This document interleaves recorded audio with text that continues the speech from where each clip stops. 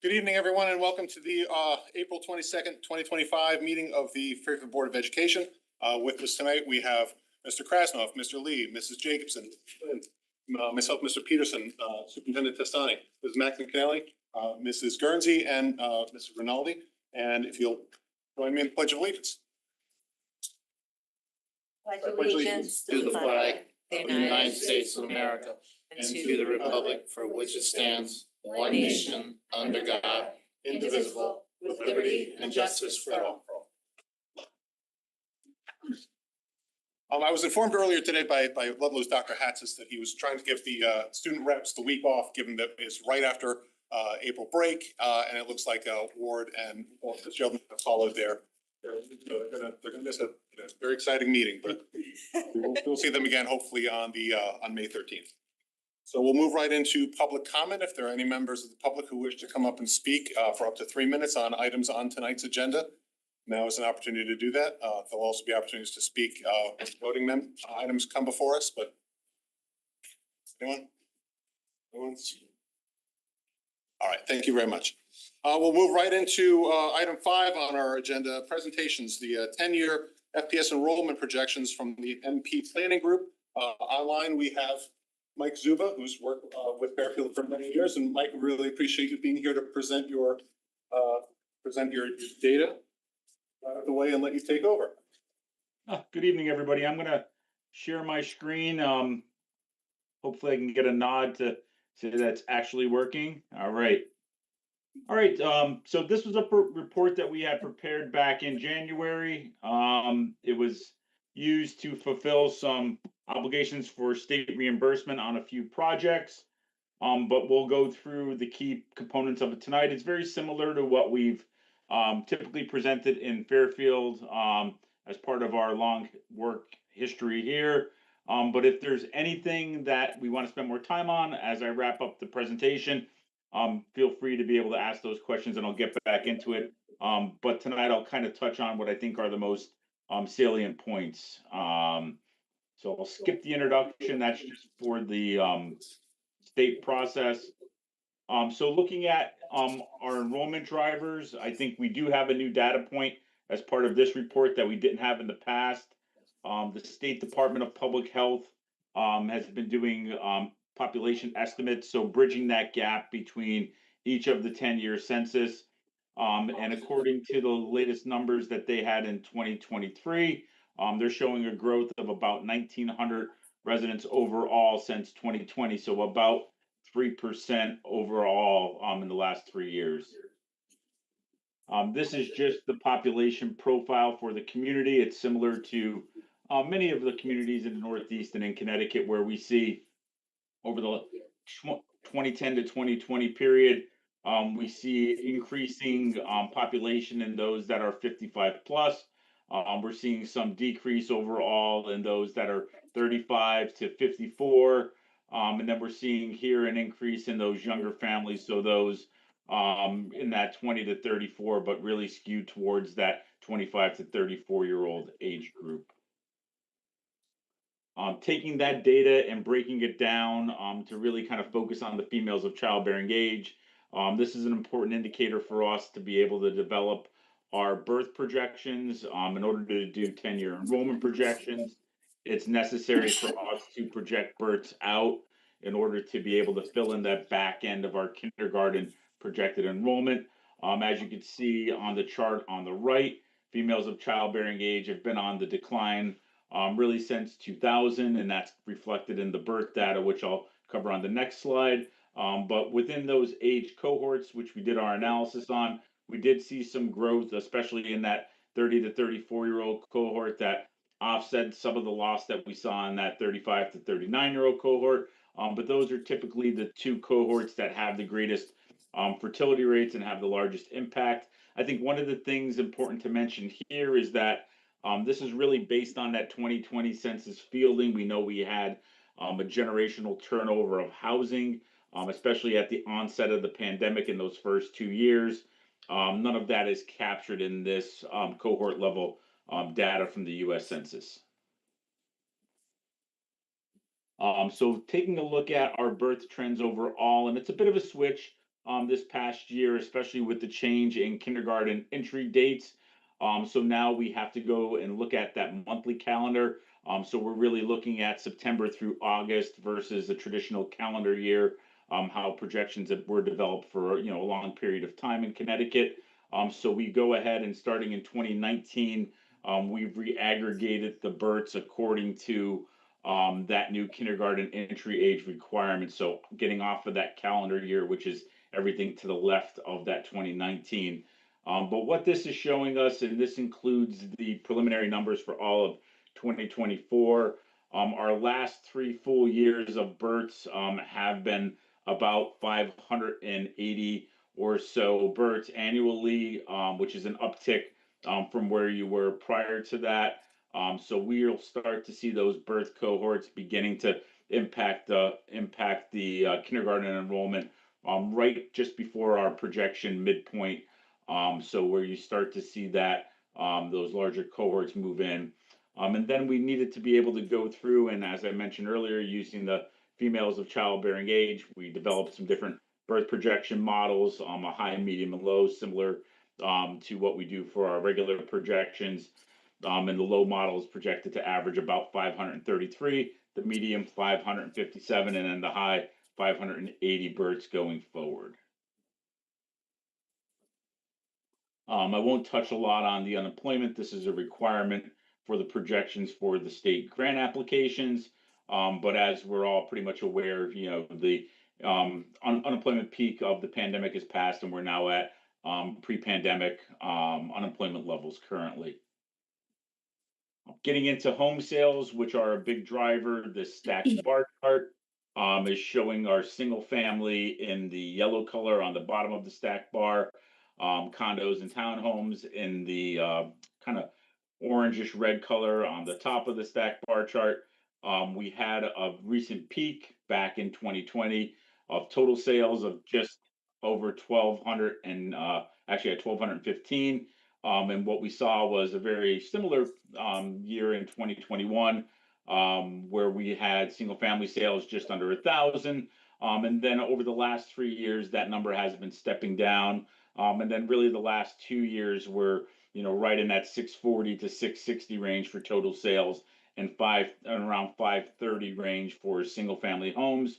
If you track back across the lower part of the stacked bar chart, you could see that it's really been a number of years since we've been at that lower level of single family home sales, going back to that 2011 or so time range, and for a little bit more sustained that period of the Great Recession following the housing collapse of the late 2000s. Median sale prices have been increasing.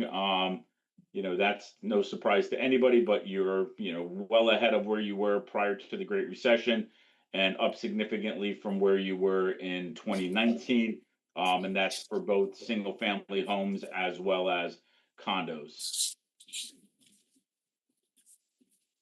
Going through housing permits, single family permits really kind of peaked back and using that same kind of color scheme, peaked back in the early 2000s when you averaged about 100. And then we really saw a drop off there following the Great Recession.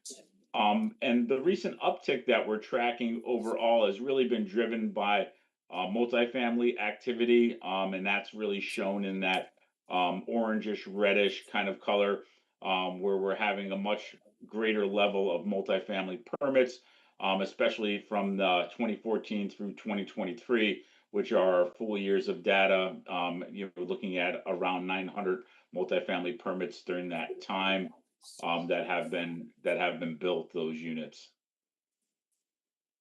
So working closely with the planning department, they do a wonderful job on tracking developments overall, as well as being able to relate them to student enrollment. That data has been great data that they've been putting together every year, I know, and providing it to us as part of our projection updates. So as part of this, we're really looking at now at that recently built housing, just a little finer grain look at that over that period of time. So overall, 660 units, and this is as of January 2025. About 485 of those are market rate, and about 175 are affordable. And those total units yielded 48 students according to the 2024, that October 1st, 2024 enrollment, giving a yield for those recently completed developments at 0.07 students per unit overall. All right, and then really what we'll call kind of that housing pipeline, and what this is really housing developments that are under construction right now or approved. So when we start to begin to look at housing developments, we put it in really kind of two categories. We have the category of imminent housing, which are approved or under construction. You know, those have a very, very high probability of moving forward. You know, some of them are already in various stages of construction. And then we have our planned and proposed housing, which we want to be able to track and we want to be able to understand. But that doesn't mean that because something is proposed that it's necessarily imminent. It could change in the number of units. It could change in shape and form as it goes through that approval process. But nonetheless, it's important to be able to get a good understanding of it. And with the recently filed moratorium, which goes into effect in July, you know, there has been a big push of applications that have come through over the last year plus. I know in our conversations with the planning department, they've just been swamped in processing all of those and, you know, being able to capture what we have here. And it's as of January. I did take a look, and I do know that there's a couple others that are being proposed that aren't on this list, but this was kind of locked in January. But what that moratorium will do, it'll halt all 8-33, 8-30G developments for a period of 4 years. So we're really looking at a push of development coming in that then is going to, you know, what would have come through fruition slowly over time, over that same period of time, is being pushed through in kind of one big piece right now. So we have 1,075 units that are in that top blue chart that are imminent, under construction, or approved. About 61% of those are in the McKinley attendance zone. So, you know, a good share of those. We have an additional 820 units that are in those various stages. That's proposed, that's pending, that's under review. Taking a disaggregated look at those, about 40% in Burr and about 40% in Sherman overall. And this is just a more illustrative way to be able to look at the location of those. And we did go ahead and color code those as either recently built, approved, or under construction, shown in blue, and the orange are planned or proposed. And you could see that a lot of the housing pipeline is concentrated around the TOD station areas, Route 1 corridor itself, and the Black Rock Turnpike corridor. So that's really kind of been the focal point of that development activity. Getting into our enrollment trends overall, going back historically in 2012-13, really right in this time frame is when we saw that peak overall of your pre-K-12 enrollment. You stayed at that elevated level for a period of years, and then really over the last 12 years, we start to see that enrollment decline, reaching 9,140 students, pre-K-12 students for the 24-25 school year. Elementary enrollment last peaked way back in 08-09. Middle school enrollment peaked in 12-13, and then high school more recently peaked at just over 3,100 students in 2020-21. I like to kind of track enrollment, and this does a good job of illustrating your historic enrollment overall. And this chart is really best read from the upper left down to the lower right. So you could track those different cohorts as they entered as kindergartners, and see how they grew overall as they matriculated through the school system. And I'll touch on it later, but Fairfield's one of those districts that sees growth as students matriculate from one year to the next. You know, it's evident When you track, say, the cohort of 800 kindergartners in 11 and 12, that resulted in a graduating class of 863. Of note, over the last several years, we had a mini bubble in 2011 and 2012 that entered kindergarten at just under 700 students, has now grown to about 750 third graders. And over the last several years, we've had some smaller kindergarten class sizes relatively viewed in in light of some of the larger ones of the earlier part of the decade, especially the 24-25, which was impacted somewhat by that change of the kindergarten start dates. This is taking a look at our overall elementary enrollment trends, and we always do that 5-year and 10-year look back. I think what's important, and we'll kind of focus on that 5-year. We've seen the greatest growth overall in Holland Hill during that period at about 10%. North Stratfield was not far behind at 10% as well, but Osborne Hill at 9.6, McKinley at just under 8%, and then Mill Hill at just under 5%. We saw some of our greatest decline at Dwight at a loss of 17%, Stratfield a loss of 14%, followed by Sherman at 9%, and then to a lesser extent, Burr and Jennings saw declining enrollment as well. Taking a look at the middle school enrollment, overall it's decreased by about 13% over the last decade. Fairfield Woods, shown in red, has seen the steepest decline at about 12%. Tomlinson at about 15%, shown in green, and Ludlow had the smallest decline at just under 5%, shown in the blue color right in the middle. Taking a look at our high school enrollment over the last decade, we had a decline of about 11%. Ward, shown in purple, had the steepest rate of decline at a 14%, and Ludlow had a drop of about 10%.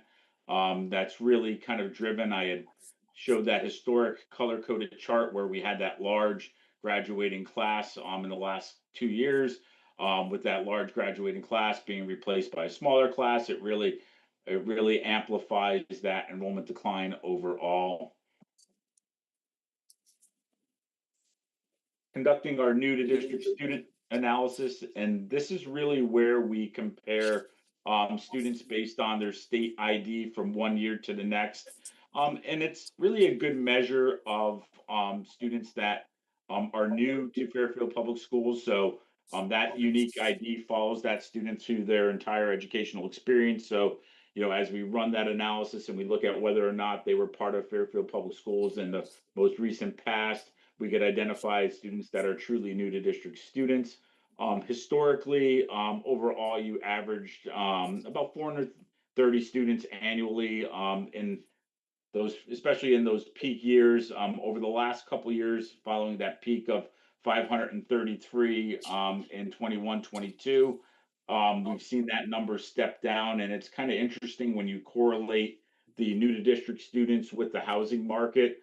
You could see that as the housing turnover and churn was higher, we had much higher numbers of new to district students, especially in 21, and then that number stepped off a little bit in 22, 23 because of the natural lag, and then really over the last 2 years where we had those much lower numbers of home sales, we saw a much lower number of new to district students.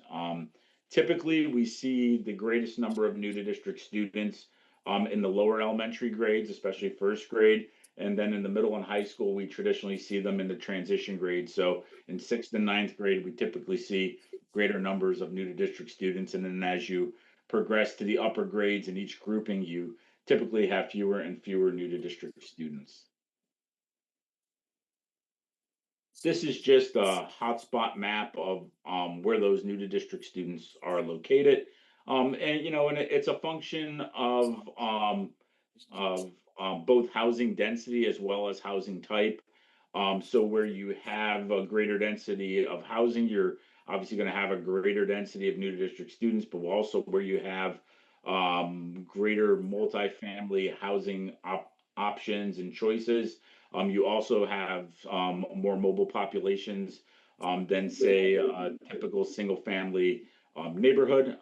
You'll just have greater tenant turnover and greater turnover of residents. So you have greater number of new to district students. And we see that in some of the more densely populated neighborhoods, including McKinley, Holland Hill, to a lesser degree, parts of Sherman as well, where we have those clusters of students.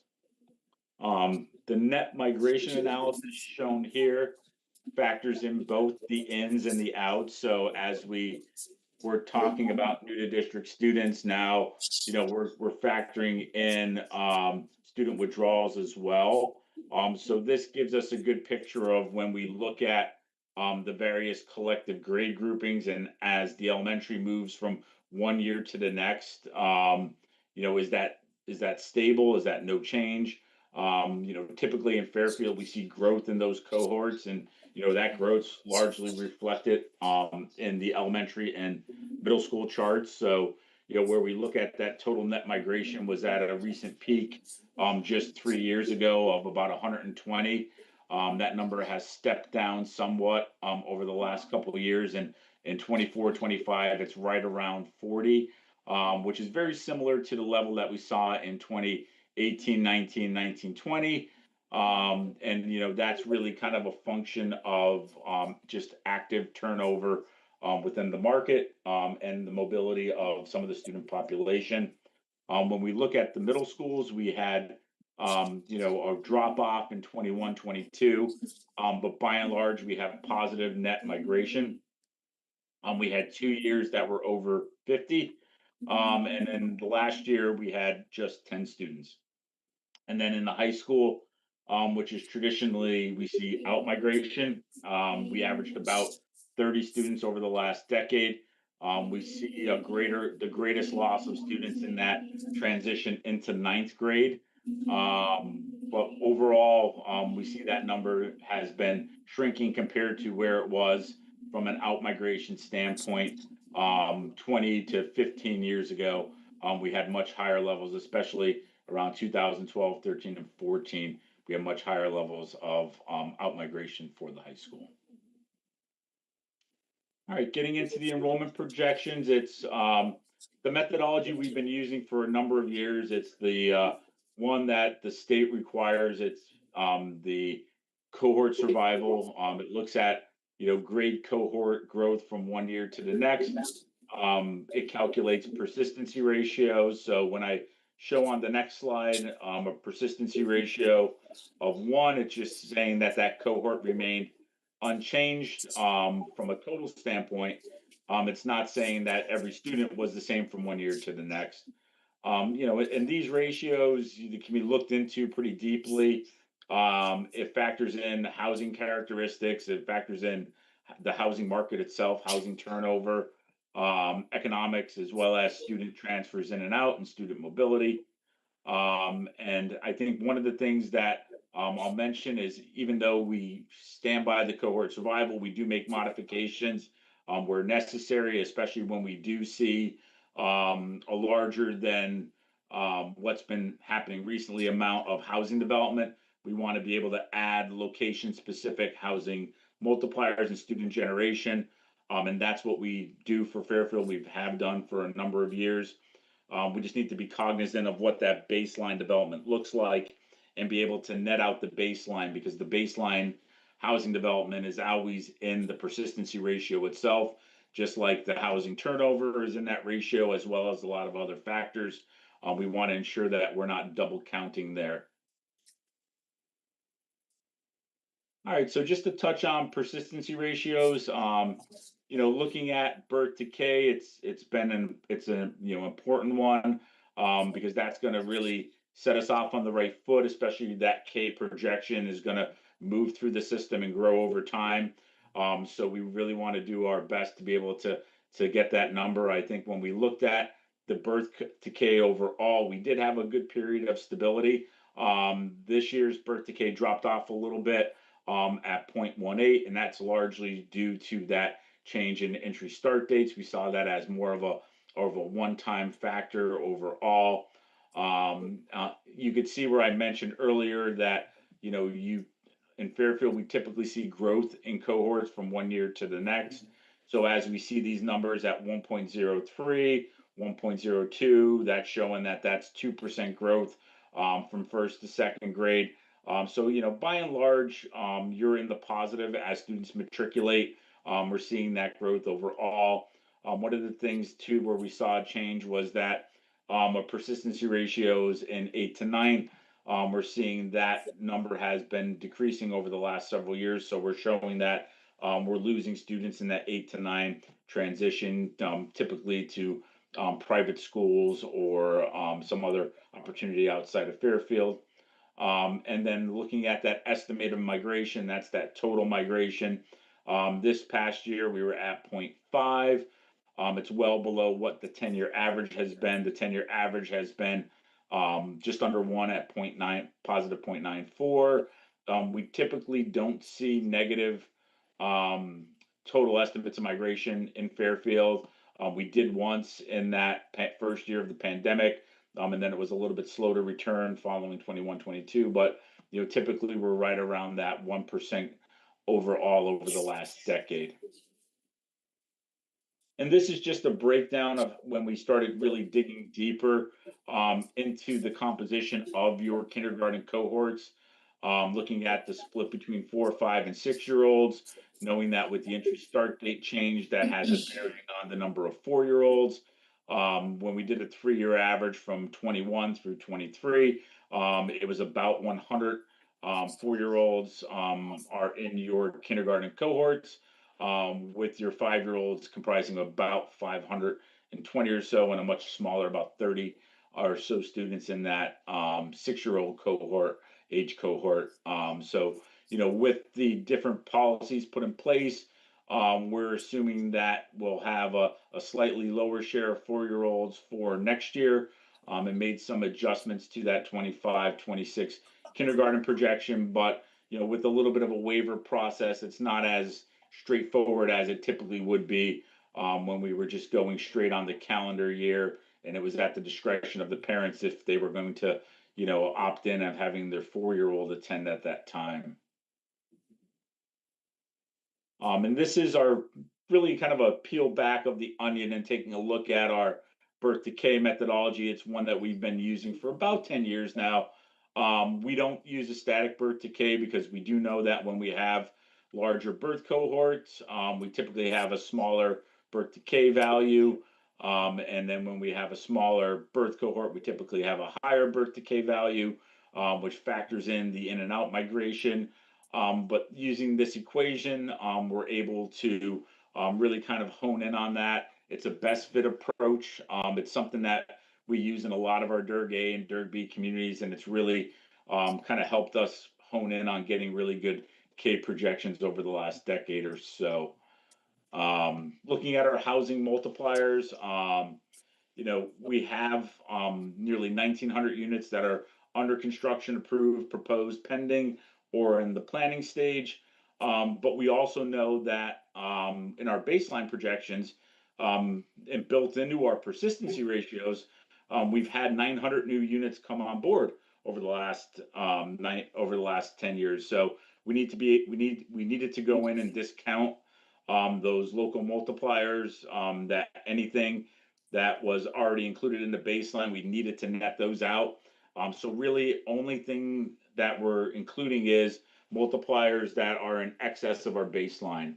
When we looked at the full database of the total developments in town, tracked by the town planning department, they use a 0.12 students per unit. That's a little bit higher than the recent look back we did, which was, I think, 5 or 6 years that I talked about earlier, which was that 0.07. So we used a slightly more conservative approach there, using that higher multiplier. And we phased those multipliers in beginning in 27, 28 through 30, 31, and we assigned those on an individual school level, looking at where those developments were, looking at the best information we had at them, and where they fell within each of the attendance zones. So those were added locally to the school projections.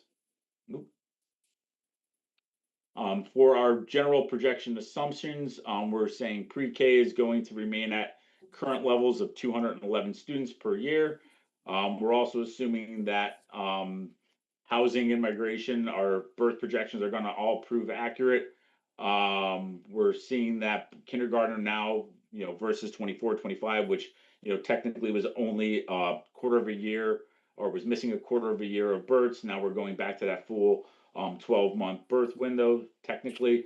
And then we added multipliers in for all three projection models. So our high model uses the high birth projections. That's no surprise, but also assumes that we have elevated student immigration. So it's assuming that we're going to be at 1.5%, which is higher than that 1% 10-year average. And our medium model is assuming that we're going to be about 1%, which is slightly higher than that 10-year average, which I think technically was at 0.94. And then our low model, which assumes much reduced student immigration at 0.56%, which is well below that 10-year average. So when we lay those three different models out for the next decade, you could really kind of tell when we look at our projections, and our color coding similar to the birds, with the blue being high, the green being medium, and the red being low. We have always a much tighter grouping in the first 5 years, with any enrollment projection, especially at the elementary level. Those first 5 years are typically your most accurate. You have more knowns, you have known births, you have students and seats. And then as you get out a little further, you're a little bit more reliant on the assumptions. So that's where I mentioned earlier, we have different assumptions on estimates of migration, different assumptions on births. Those begin to take over, and that's when you begin to get a little bit greater spread overall for the projection model. So really kind of focusing on that first 5-year window. Our medium model has us at 9,236, our high at 9,433, and our low at 9,078. Our medium and high models are showing really kind of growth overall from that midpoint on. Our low model shown in red is showing much flatter enrollment overall, but that's also relying on student immigration that is almost 1/2 of what the 10-year average has been for our student immigration overall in Fairfield. Based on our review of all of the supporting data and all the enrollment drivers, we still feel that that medium model is the best one for planning purposes going forward. But we really kind of caution on the housing shifts and housing conditions to keep an eye on those, because as developments keep coming on board, there can be some developments happening that can change the local enrollment. So that's always something that you want to keep your eye on as part of it, especially when you're doing your year-to-year school planning. This is just the disaggregated look of the different grade groupings. So projecting out, we have our stacked bar chart. We have in the bottom orange component pre-K held constant at 211. We have our K-5 enrollment shown in green. That's projected to grow by about 4% over the first 5 years, with some continued growth in the last 5, albeit it is a little bit slower at about 2%, but really getting up to about that 4,300 mark and staying right around 4,300 students for the latter half of that projection, horizon. In blue is the middle school grade grouping. We're showing that that's projected to increase by about 6% towards the projection midpoint, getting up to about 2,100 students, 2,200 students, and then really kind of leveling off a little bit with about 4% growth over that last half of the projection horizon. And then with the high school, we're projecting that that's going to decline by about 7%, especially as we see some smaller cohorts begin to matriculate from the middle school and from the elementary school. And then over the last 5 years, that number begins to level off, and we start to see a small increase over the back half of that, getting back up to about 2,700 students. So, not far off from where you're at today, with that projection trough projected right at around that 27, 28 mark. So, somewhere in 27 or somewhere in 28, we're projected to see right around 2,600 or so students. So that's where we're seeing that low point for the high school. And this is just a look at the district-wide by grade over the next 10 years. And then we'll get into the individual elementary school projections. We've boxed off the 8-year window. This was put together as part of the supporting information for grant applications. So, looking at that, you're allowed to pick the peak projected 8-year enrollment within that window. We highlighted those in yellow overall. So, we're projecting an increase up to about 4,500 students through the end of that midpoint. So really getting in that 8-year window at about 45, 42. That's also when we're seeing the localized peaks for each of the schools overall.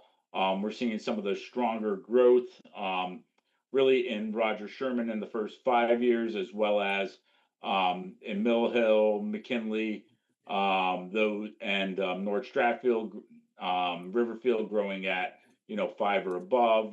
We do have some flat enrollment overall, where we have Holland Hill and Jennings relatively unchanged. We have some small decline at Stratfield overall, but not a lot of decline locally as we see the district-wide enrollment. And we're also tracking Ward ECC at 112 students. And then for Holland Hill and Stratfield, we've held those current pre-K 12, or those current pre-K levels constant as part of the projection. So, within that has pre-K embedded. The remaining schools are just K-5. Looking at our middle school projections, we went through that same exercise, boxing out that 8-year projected, that 8-year horizon, tracking across the peak projections there. Fairfield Woods at 814 and 2930, Ludlow at 780 and 3233, and then Tomlinson at 620 and 2930. Ludlow is projected in that first 5 years to be fairly flat. Fairfield Woods is projected to grow just over 13%, and Tomlinson is projected to grow just over 5% within that first 5-year window. And then with the high school, the same exercise. Ward is projected to hit its peak and 3132 at 1,275, Ludlow at 1335 and 3031. Both are projected in that first 5-year window to decline. Ward at 9% and Ludlow at 6%. Ooh. And with that, that's what I have for tonight, but I'll turn it over to the board if there's any questions. I'm happy to kind of go back through the slide deck and be able to address any of those.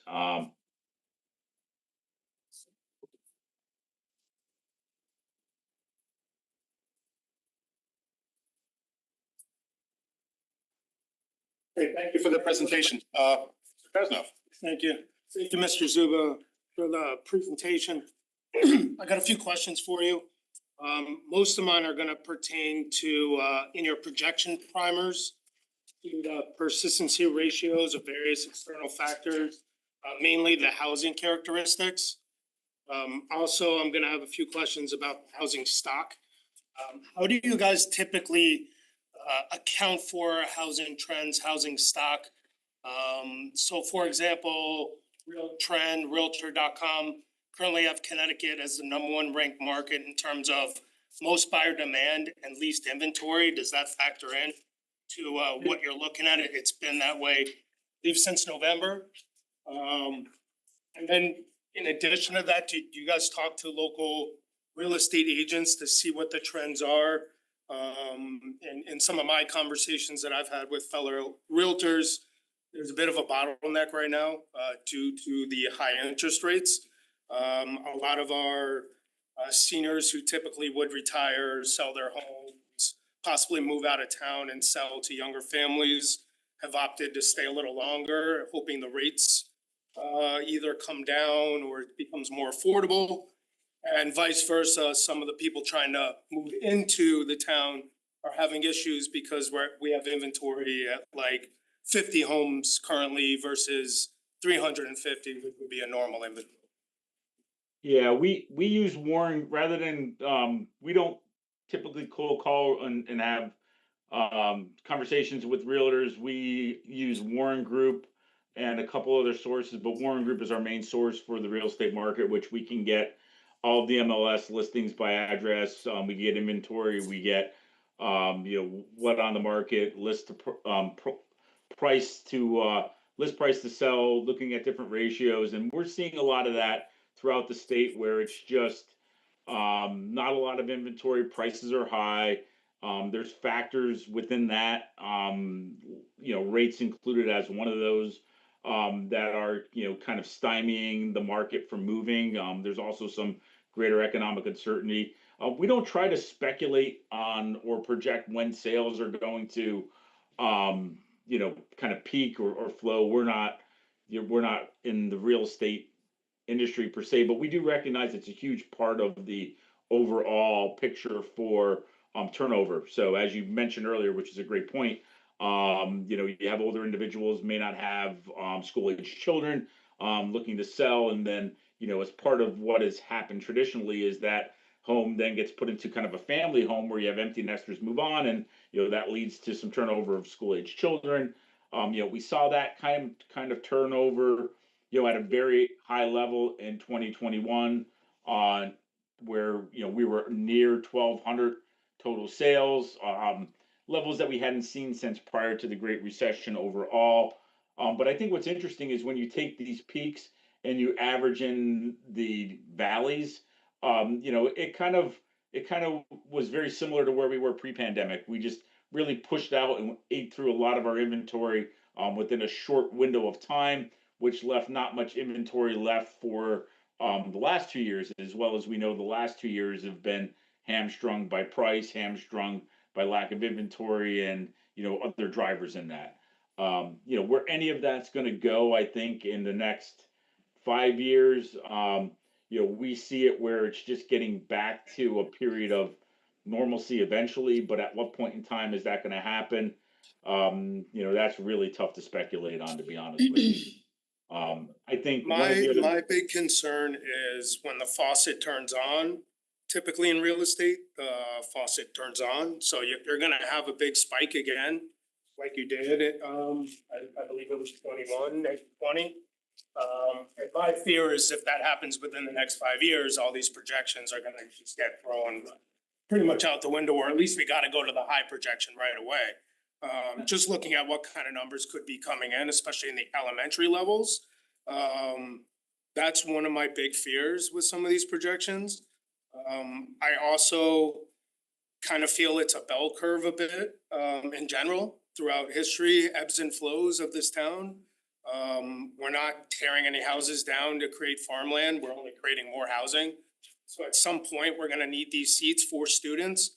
And especially when we go to build new schools or expand schools, I'd rather try to optimize space, knowing that sometime within the next 20 years, it is very possible to get to a certain enrollment rate versus underestimate that. That's kind of where my head's at. So I know you guys are the experts at doing this, but maybe you can shed some light or at least help my fears that I have with, my concerns. Yeah, and I think, I understand where your concerns are. And, this is probably the best relationship that we have from sales to, presumably we're tracking sales of single family homes, right? And we're looking at, sales. We do know sales occur where they have some school age children that may be moving out of Fairfield. So it's not just the total net gain. But, we do see sales, a majority of them that, are some older individuals moving on. We know we have sales within the community as well, right? That's resulting in no net change of students to Fairfield Public Schools. But, we had generational turnover in 21, 22, and 20, in that right on the onset of the pandemic. And if you focus on the elementary, which it sounds like some space concerns are there, we're talking a difference of across all the school buildings, 290 new students coming in versus the low that we've had in sales, 160. So that's really about 130 students new to district. So those new move-ins between a dramatic peak at 1,200 sales to a recent low of 600 sales. So you can't have any more difference than those couple of years within a short window of time.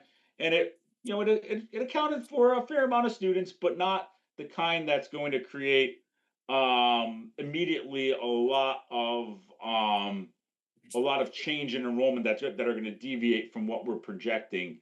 I went all the way back and looked at our projections that built off of the 21-22 enrollment. So projections that were 3 years old, right? We projected 3 years from then. And we were within, I believe, 20 students overall. And at each of the grade groupings, we were within 24 students. So, they were done at a time when we kind of speculated that the housing was going to slow down, but we didn't have data that the housing was going to slow down. And those projections fared very well over that period of time. And that was, going back 3 years at the time. So I think it comes down to being able to use the information at hand, realizing that, we're really built out. In the grand scheme of things, it's not like some of the communities that we work in outside of New England that have green fields. We see a lot of housing developments. We don't see a lot of single family housing development or housing developments that are going to generate a lot of school age children. I think even the multifamily that we're seeing, it's much lower numbers. It's geared to a much different demographic than those that would generate students in the public school system. So, we feel pretty good about our projections. It's something that, we take pride in, and we understand that they're being used for not only in Fairfield, but many places, very high level decision making for school construction, school consolidation. So it's something that we stand behind, and we do a lot of due diligence to get good information. Thank you. Any questions? Ms. Guernsey? Thank you so much for this presentation. I have a question about page 27, the persistency ratios. We can see this downward trend as our students are entering high school post-COVID. And I'm just wondering if this is something that you can break down by school, not right now, but yet to the board, because I'd be interested in seeing if there are any trends there.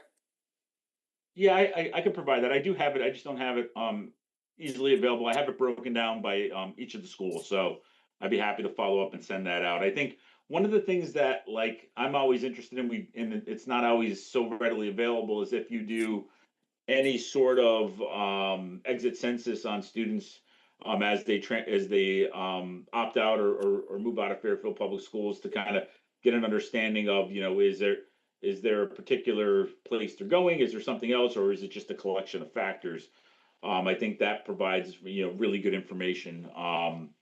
And I know some of our other client communities go through that level of detail. Thank you. That's very helpful. Thanks. Mrs. Flynn. Hi, thank you for the presentation. I'm just toggling between page 19 and page 35, and it's kind of just a clarifying question. So you note for the elementary school enrollment trends that special programming placement impacts the enrollment on page 19. On page 35, do you carry that special placement programming through for the projections? So in other words, all of our special programming placement outside of our preschools, which you noted, are those staying in the same spots for those projections?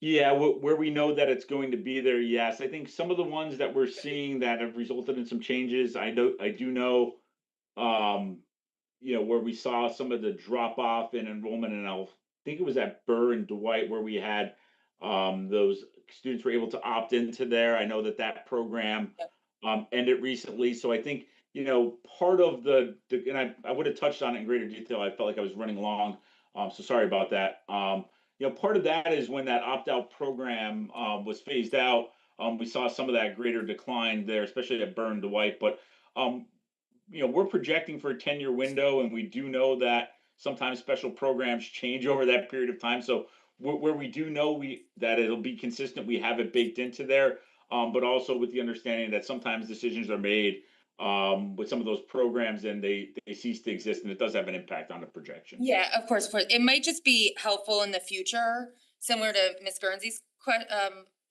request, to maybe take this to a touch of a micro level, just so we can see, to your point, if we do move an opt-in program, move an opt-out, move any kind of our special program around how it impacts I mean, for me, we kind of almost need like a whole separate line that shows our utilization here, but we're kind of talking about two different things. But it might be helpful just to include that special programming, noted it in the front, so maybe noted in the back as well. Thank you. Just one quick follow-up, but in terms of the population in the schools, if there is a special program, that might take up a classroom space, but the numbers are accounted for. No, I think it's just Correct. important, like I said, on page 19, it's noted that special programming is included. It is not noted on page 35 outside of the EPC programs. So I think it's important to understand that some of these, I mean. I'm not saying that the numbers have been No, impacted, no, it's no, just, it's I just the think it's verbiage. important for us as a board to understand that, like, I mean, for me, I'm looking out at some numbers that I know that's more numbers than we have seats for that building. So like, I'm looking 5-6 years out. So I wanna make sure that we as a board and we as a public understand what's the composite of each of these numbers, and if there's something else attributing to it, it's just transparently represented. I think we all know, but it gets a little deeper than that. Ms. Jacob. I'm just gonna follow up on that. For that same page, Which one? Thank you. this wasn't gonna be something that I have other questions on, but just to follow up on Mrs. Flynn's commentary, I think what actually in my brain, what you're trying to say, or what I would find helpful, is that if you knew as we have done in the past, that we're like everyone's back in their homeschool as like your baseline, so that you know how much that movement is actually impacting. So that's not for tonight or in here, because this is an enrollment trend based on where people are and where the programmings are, and that's perfectly what this is for. But it is helpful to know, how programming and out of zone placements are actually impacting some of this. So that's all I'll say about it. Thank you. Mrs. Flynn? Yes, thank you. Mr. Lee? Just a quick question, and I know it's maybe too early in this town, but in towns that you help out, that have these apartments and housing projects going up, the developments going up, are you keeping a trend on when they move out? Do they stay in town, or do they go to another part of town that affects the enrollment in those other schools? Is that a trend that you're starting to see, or is it too early to tell? That's a great question. We don't track the student movement from different addresses throughout their experience, or throughout their educational experience in any community. We typically see, especially where we have multifamily housing, we do see much higher level of mobility, where they will move from one housing opportunity to the next, and also we do see some stability there. But we don't really get into trying to flow chart and track the movement throughout the district of each student. It's quite an intensive process. So Lee, if I could follow up on that, because that touches on something that I wanted to ask about. On page 7, with the females of childbearing age, you called this out in your presentation about growth in the number of female childbearing age in 30 to 34 years, but then decline in 35 to 39 years. And one of the things that I'm wondering, and it sounds like this is again kind of too into the weeds for you, but if you have a thought on it, is Fairfield becoming, with its increasing stock of multifamily homes, a place where people come in as a starter home, but then maybe when they have more kids, they look outside of Fairfield? I mean, that's a narrative that I can apply to these statistics, but I don't know whether that's based on anything. That's a great question.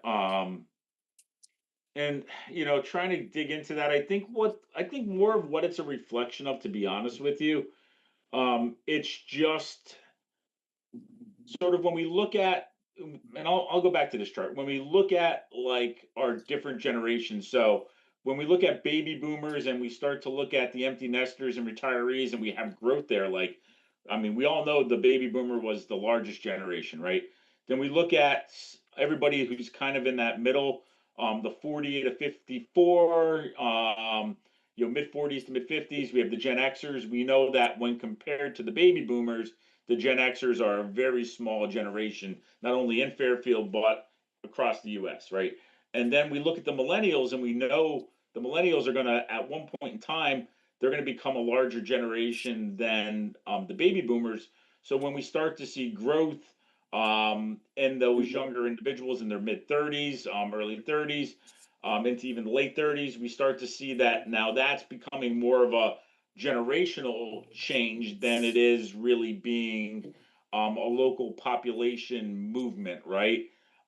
So I think this is a little bit of a reflection of that, but I think one of the things, Jeff, that if we had the data and we had data that didn't have a crazy margin of error, it would be interesting for me to see what this 30 to 40-year-old or even 45-year-old population looks like from when we had that boom of housing turnover, right?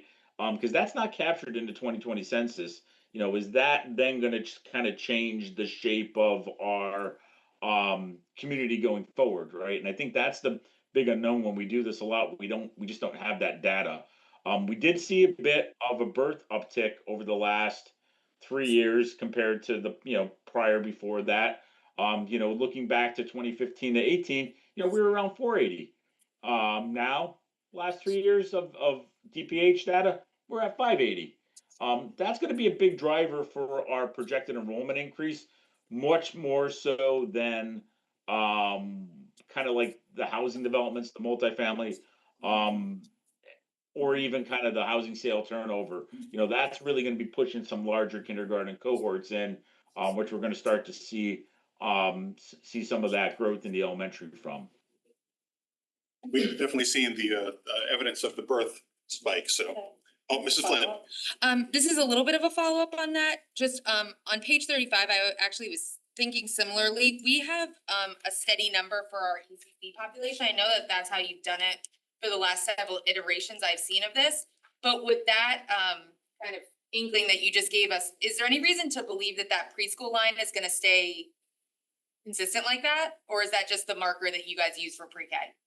That's a good question. It's the marker we use for pre-K. It's like, in my experience, I'm working in districts that are incrementally increasing pre-K, they never have trouble filling the seats. So, just maybe through Chair, through Mr. Testani to Mr. Mancusi, is there any indication that you are gonna see a drop in preschool needs or enrollment in the next 5 to 10 years? No. Could you give us like I said, I feel like we kind of get a number and an estimate for everything else except this preschool world, which has been something we've seen just grow exponentially. So I think I would love to kind of get a little bit more of a accurate swing at it. Well, just for the board's FYI, as of March 3rd on the enrollment report, our ECC numbers at Holland Hill, Stratfield, and Ward combined was 254, and that does not include our itinerant students. Okay, thank you. Like I said, I just think when you see it there, it doesn't really represent what we're really gonna be seeing. But Rob, that's different than the initial enrollment. That's a function of people aging into the system as we go through the year. Yeah. All right, just I wanted to add Yeah, that absolutely. context. Yeah, it's a growing number. Yeah. Yeah, I was just more saying we don't see the growth here that. I totally get that. Yeah, Thank you. and just to clarify, and I always forget to say this, we project October to October. So like the state requires that, like it's kind of funny, like my numbers are always projecting to October, even though I do know the end of the year numbers. And pre-K is just the easy example. A lot of them change throughout, right? Yeah. It's hard timing for you, not asking you to make it any easier, just a good thing to point out. Ms. Jacobson. Okay, I have a few. I'm gonna start on page 13, the recently built housing page. Mike, you have the second bullet point, guys, that says the 0.07, and I understand that that's for these this small subset of units, so it's not really probably a good number, but did you do it by building? Did I do the multipliers by Did you do the building? ratio by school building? No, not by school building, because it becomes kind of small, and it comes kind of skewed into where they're at. I think, the ratios are best. I would never apply it locally like that to like a projection, because you get too small of a sample size. But that's a good question. All right, I'll follow up just for on, because I didn't do the ratio, but if we look at just this one page, there's 10 developments, but 6 are McKinley, which is 60% on this one page. And of all the units, 411 are also in the McKinley area, which is 61.43% of all on this page. However, 38 of the 48 students are McKinley zone. Doesn't mean they're in McKinley, just in that feeder, right? You get middle school and high school too, but Yeah. 79.2%. So I think what I'm trying to point out here, Mike, sometimes in this area, and this is something that we've talked about for a really long time, that when we use numbers like 0.12 or 0.07, that has no bearing on the building. Because we know that it is far more discrepanт, like some are zero, right? Yeah, some are Right, zero, some are yeah. zero and some are way above the average. So I was just wondering if you had looked at it on a by building basis in terms of that. So that was that page. Going on to the second pages. And thank you for, this is all from January, right, Mike? Correct, yep. January stuff, so we know there's probably a few more developments on this list than what we have. But again, we're seeing a similar situation, and I'm not gonna go into all my analysis here, but at the end of the day, out of these 2,557 units, almost 42% of them are in one area. So that's a concern that we've discussed at length, and I'm sure are playing into some of the numbers we'll talk about later. Mr. Pierce, should I just keep going my own self? Okay. I already talked about the programming. Yeah, if you want, yeah. Just to piggyback off that's part of the concern I was talking about, Mr. Zuba. Hypothetically, if we do see another 160 students, which is half a school, plus another 48, that's now 208, plus a bunch of others in some of these buildings that haven't yet been approved or built yet. Plus another 40 students that are ECC that aren't captured on here. We're talking another full school building. So that's really where my fear is. I just don't wanna not have enough seats for students going forward. I'm sorry. Yeah, I understand. I think one thing I'll clarify too, and what we see a lot is that not all the students in these new developments are new to district. They could be families that are already families of Fairfield Public School students that are making different housing choices, moving into new units. They may be an existing rental moving into new units as well. So that's why when we go through the process of discounting and really trying to look at it, it's not always a net effect of, we're adding students from outside the community to our school community as part of some new developments. There is some movement of existing students as well. And I get that and I appreciate it. And also, I know I'm looking at it as in worst case scenario, but even if it's partially a worst case scenario, it's concerning. And sorry, back to you, Mr. Gibson. It's not a page in here, but it would be after page 24 if it were. Mike, last time we got this presentation, you did actually have the private school information broken up by pre-K 8 and 9-12. And even had the schools, and I was just wondering if you actually did look at that this time, and it was, almost 700 or over about 700 students. So did you look at it and just not want to include it this time, or just what was that? We looked at it. So the problem with it anymore at the state level, it's so heavily redacted. We can't get into the nitty gritty of it like we used to be able to. All we could look at is total numbers, and it just doesn't add much clarity to it anymore. It's a shame that for privacy. Do you recall what the overall numbers were, just off the top of your head? I don't know, but let me write myself a note and I will follow up. That's no big deal. Okay, I just was wondering if you had any, because I was just curious if it was comparatively similar or dissimilar in any way. It was comparatively similar. If it's not, we always make an adjustment to it, but it's always tough to present because we don't know the details behind it. We want to know the details behind it. Yeah, it's just good information to know that there are X number of families or students out there in the world that should they make a different choice. Last time it was around 700 or so. So I just wanted to make sure if it was dissimilar in any way. That's K through 12, right? Seven. Pre-K through 12. I believe, I have it pulled up, but I believe it was pre-K through 12, yeah. Okay,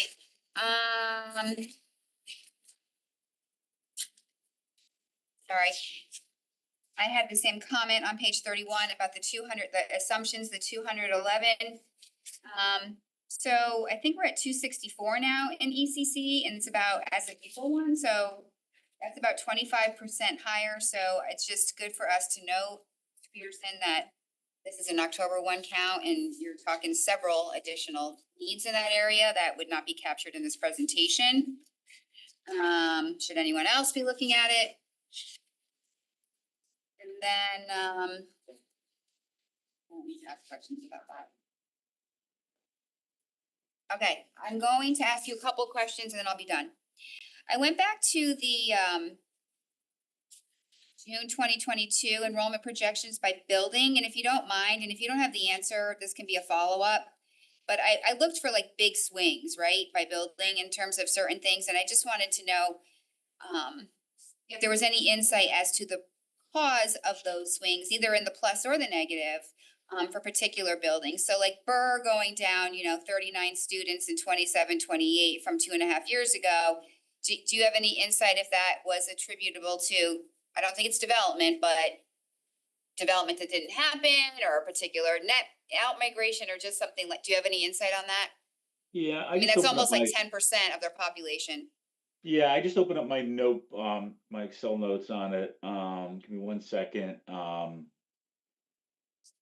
I think one of the things is really kind of the discontinuing of that opt-in at Burr was one of the drivers for that, as well as locally we saw the persistency ratios, now that I'm looking them, drop off at Burr over the last 3 years. So those were lower overall than we had prior to that. We had over the last 2 years, I think we had a net out migration at Burr of 1% since 23-24. And that's probably part of the driver for that one. Okay, and that could be to private? I wouldn't know where the students are going unless. Okay. Yeah. All right, and then similar, but in the reverse for Holland Hill, same year, plus 35, and this is not accountable to pre-K, so I accounted for that already. So any insight on the Holland Hill jump? Yeah, Holland Hill actually over the last 3 years has had plus 5% in migration. So you've had plus 5% growth over the last 3 years. When if you compare that to the period of stability prior to the pandemic, Holland Hill was at minus 2%. So that's home turnover likely in that area? I don't know what the individual circumstances are, but collectively, the student body there has seen notable growth in the last 3 years. Okay, and then I just have 2 more, guys, and I'll be done. NSS, for next year, actually, from your projection, it was down 51. I'm guessing that was a development that didn't make it online yet, but if you have any insight on that one? Looking at it now. You had 457 and it went down to 406. I'd have to dig deeper on that one. That could have been a development that fell off, to be honest with you. I'm guessing, but I don't know if they'd have 50 students from that development, so. Also, I'm looking at it, and prior to the pandemic and up until 21-22, it had a plus 4% growth annually, and over the last 3 years, it's down to 0.6% growth, and a lot of that drop off has been in the K-1 and in the birth share. So it seems to me that you're just not getting the birth to K and the K-1 are driving lower enrollment there. But yeah, I mean, this is just a quick look into the numbers. Okay, and then Riverfield, big jump up a little bit further out, 29-30, so of almost 40. So anything, I'm guessing Riverfield's more about development, but if you have any insight on that. even that though, they're not gonna have that many from that, so. It's just helpful when we go out, like, why are there swings? What contributes? These are always Yeah. questions. Is it the birth rates? Is it the development? Is it in migration? And I think that sometimes it's circumstantial to each building or area, so. Yeah, it's hard to tell. I do know prior to, I mean, Riverfield was another one of the ones that, the prior growth rate was about, sub 1%. And in the last 3 years, it's been 3.5%. Right, So okay. it's been seeing more growth in students there than it had historically in the past. What's causing that? I really don't know. Okay, all right, that's all I had. Thank Yeah. you. Any other questions or, Ms. Mexico? Yeah, thank you, Mike. Yeah. Just 3 questions. First for the apartment build, the multifamily, well, I guess I'll just call them the apartment buildings. Do you have data on bedroom count? I Because, for don't- example, there's that massive one going up on Ash Creek. If I knew, for example, that those were entirely studios, then it wouldn't be such a scary number. If they're trying to target professionals to take the train station. On the other hand, if there was a significant mix of 2 and 3 bedroom, that's a whole different alarming Yeah, piece of information. I know the bedroom count changes over time. So like a developer proposed something and then ultimately what they build becomes something else. We're relying on the bedroom counts that were given to the planning and zoning department as part of the applications, which they log and then they revise as part of when building permits are issued. So it's kind of a bit of a moving target. But when it comes down to the multipliers, your planning department does an amazing job and we rely on the information that they're providing us for each of the developments. And I'm not questioning their data, I'm just saying that we can't tell we don't have that data. So again, I look specifically at that Ash Creek Boulevard one. That's a significantly high count. If we know it's studios versus 2 bedrooms, I think there's different causes, I don't wanna say for alarm. Obviously, we welcome students to the district, although I do appreciate that you raised the point that these aren't always new people, that sometimes it's just someone who's downsizing or whatever, but. Yeah. Is it possible to get that information? And again, obviously, I'm looking at ones under construction as particularly catching attention.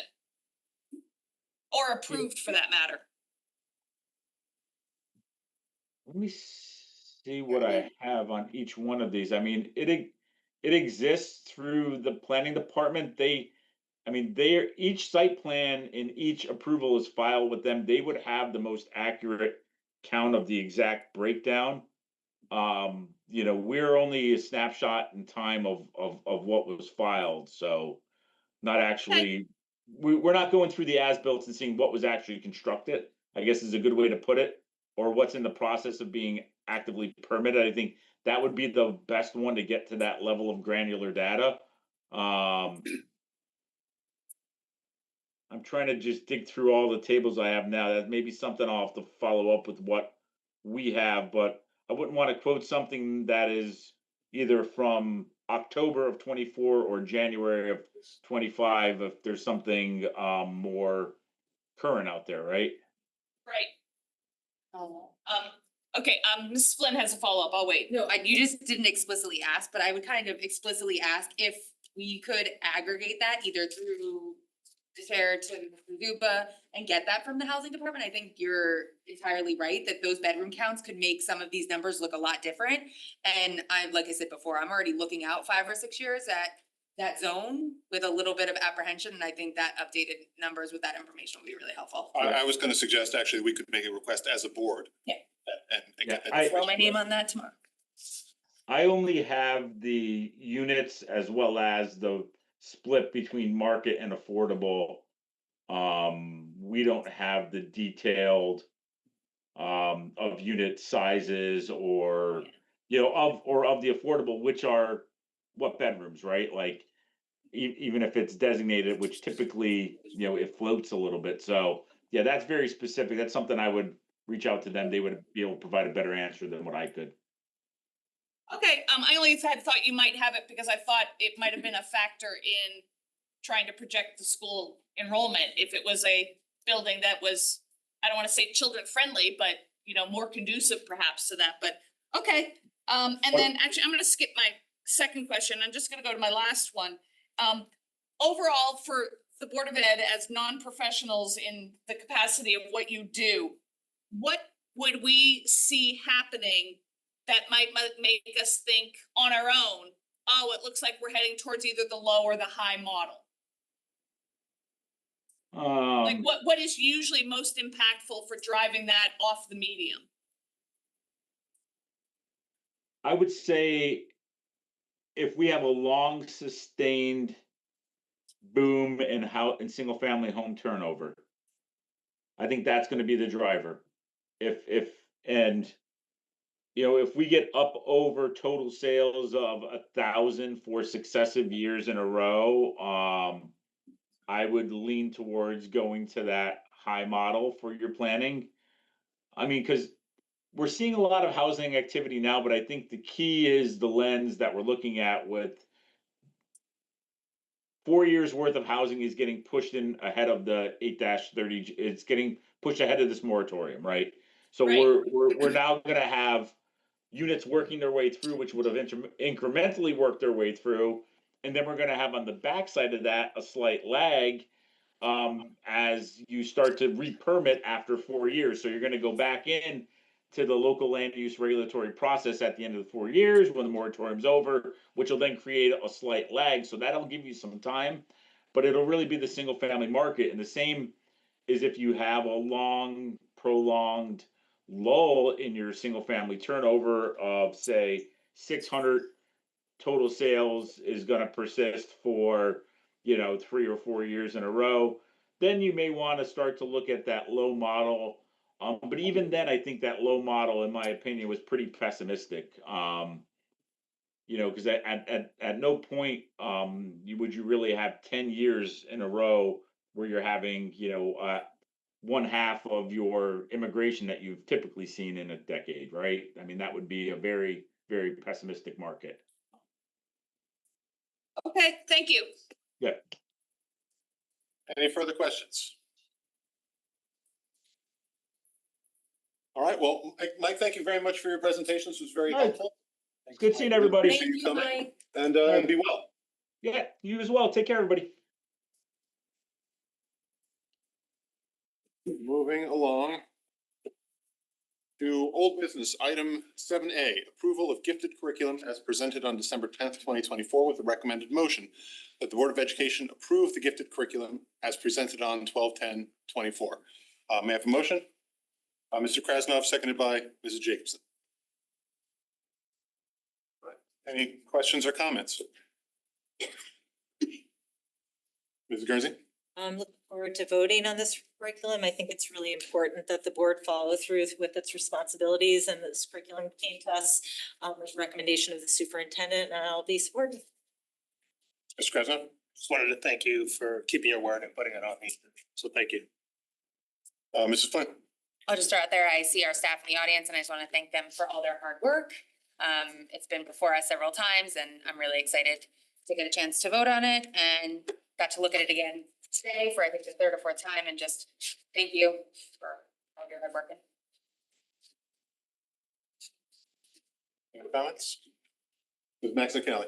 I also thank staff for their work, and I have no doubt that they are very proud of what was accomplished here. I do have some concerns, and I've voiced them consistently from the time that this was presented to us initially in last fall and then again in December. And they're of two different, there's the elementary school concern that I have and then the middle school concern that I have. The middle school concern that I have is the easier one, which is simply the drop off, not only in students outright, taking advantage of the program that we have, but also what we don't have data on is how many times do they skip. And I noticed that Mrs. Guernsey had asked for that data, and I understand that it's too difficult to compile because I followed up and asked it as well. But we know that it happens, and again, but it's anecdotal, so I don't know at what count that it is happening. But I feel no sense of assurance that given what we have heard drives students to unenroll from the program and drive students to not go, that suddenly having more time devoted to it is going to change anybody's interest in the program. And so that is a concern I have about the middle school program. For the elementary school program, well, I guess I can't do this, but I do appreciate that you put it on the agenda and responded to the sense of the board for that. However, with a $400,000 price tag, I don't understand having this divorced from the budget discussions that we know we're about to have next month. And what I have not heard from staff and would be happy to hear more is how much of the changes, which again, they worked very hard on. It was impressive throughout the fall to hear a few times from them in terms of the work and the conferences and the other districts they went to, how much they actually feel that the work is superior to what they are currently doing, how well served they believe the children to be by what they are currently doing before we spend almost $500,000. That is a concern, and we are having this curriculum discussion, and I'm sensitive to and I respect the board members who have spoken in the past to, we make the curriculum decision in the best interest of the student and, or your perception of the best interest of the students, and then the money conversation is separate. I don't see how we can have this siloed approach, and that was the entire basis in January for the board voting to postpone this vote, was we need to see the shakeout of the money, of where are things going to end up falling. And we don't have the end of that piece of information yet, and yet a majority of the board voted for that. So again, I completely understand you're putting it on the agenda. I'm not questioning that at all. But we're having to make a decision, and that financial piece is still very much before us, and we can't put our heads in the sand and ignore that fact. So that is something that bothers me. I understand that for other board members, it's less relevant to their decision making, and I respect that. But I would be interested if staff would be comfortable, through the chair of the superintendent, if staff would be comfortable, and I also see we have a principal here who has seen, I'm sure, the gifted and talented program in effect in the elementary schools. I would be interested in hearing, in response to the very pointed question of how is this superior to the work you're currently doing? And I'm not asking for data points in terms of assurances that we're going to be getting positive results because of these changes as a result of this investment. Because I'm also aware that, in policy, we always ask, are these changes we're looking at in policy the result of the board driving it, or is staff driving it, is state statute driving it? In this case, we know state statute was not driving this change. We completely fulfill our legal obligation of testing for, well, the legal obligation really, I guess, is simply the testing for gifted and talented, but we do then offer the service as well. All of our students are receiving these services through the PPT process and the testing process. But I also know that it was our own district improvement plan that drove the reevaluation. That was not a staff request to look at this. It was a board request, and I have no regrets about that. I think it had been a long time and it had been talked about many times in terms of, how well are we serving our students? Are their needs being met? Is there something better out there that we could be doing? And so I respect that staff went through the process at our request through our district improvement plan. And that was a really long preamble, and I hope the staff sitting out there have managed to retain all that. But I would just, I'll just repeat, before we invest so many hundreds of thousands of dollars, I want to know that we're really getting something that staff says, this is what we need. What we were doing before was not sufficiently meeting the needs of our students. I hope that's not too vague a question to ask for some staff to speak to that. I did not realize how many staff were here. Thank you.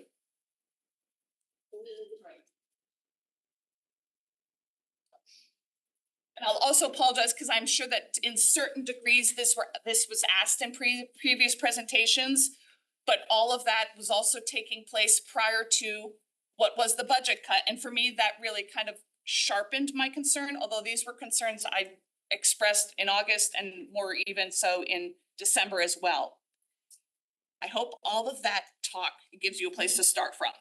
Let me have the group just introduce themselves Sure. first. We have 2 elementary and 1 middle school, and I'd also like to thank Ms. Farrell, not only for being here, but she helped usher this process through as a former gifted teacher, and to your point, an elementary principal who works with the program as well. So she's done a lot of legwork with the 3 teachers as well. So James Evajancic, Chief Academic Officer. Molly Farrell, Hollandale Principal. Ann Joyce, middle school gifted teacher. Tanya Ron, I'm at 5 of the elementary schools. Sheila Ferrara, 6 of the elementary schools.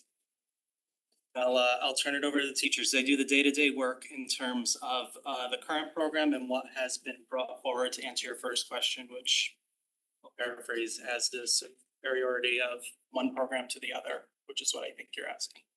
I think I threw a lot in there, so maybe get started and then I'll go further if, based on what you say. Do you want me to, I wanna, you've asked about the middle school and the drop off. Do you want me to first speak to that? Sure. I'll mention that. So currently, because I did look at these numbers before I came here, because I thought you might ask that.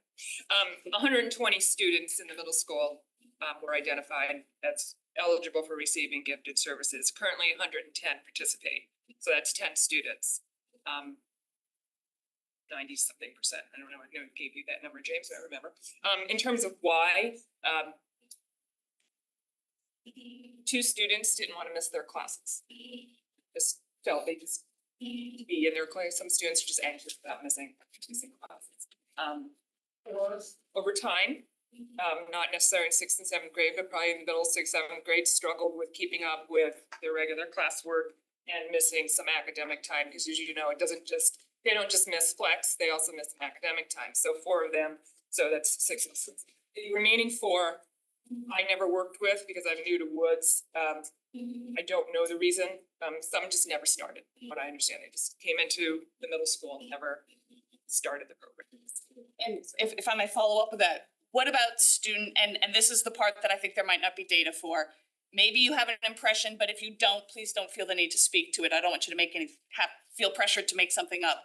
What about on the day-to-day, a student in school decides that day, I'm creating a hypothetical. I got too much to do in math.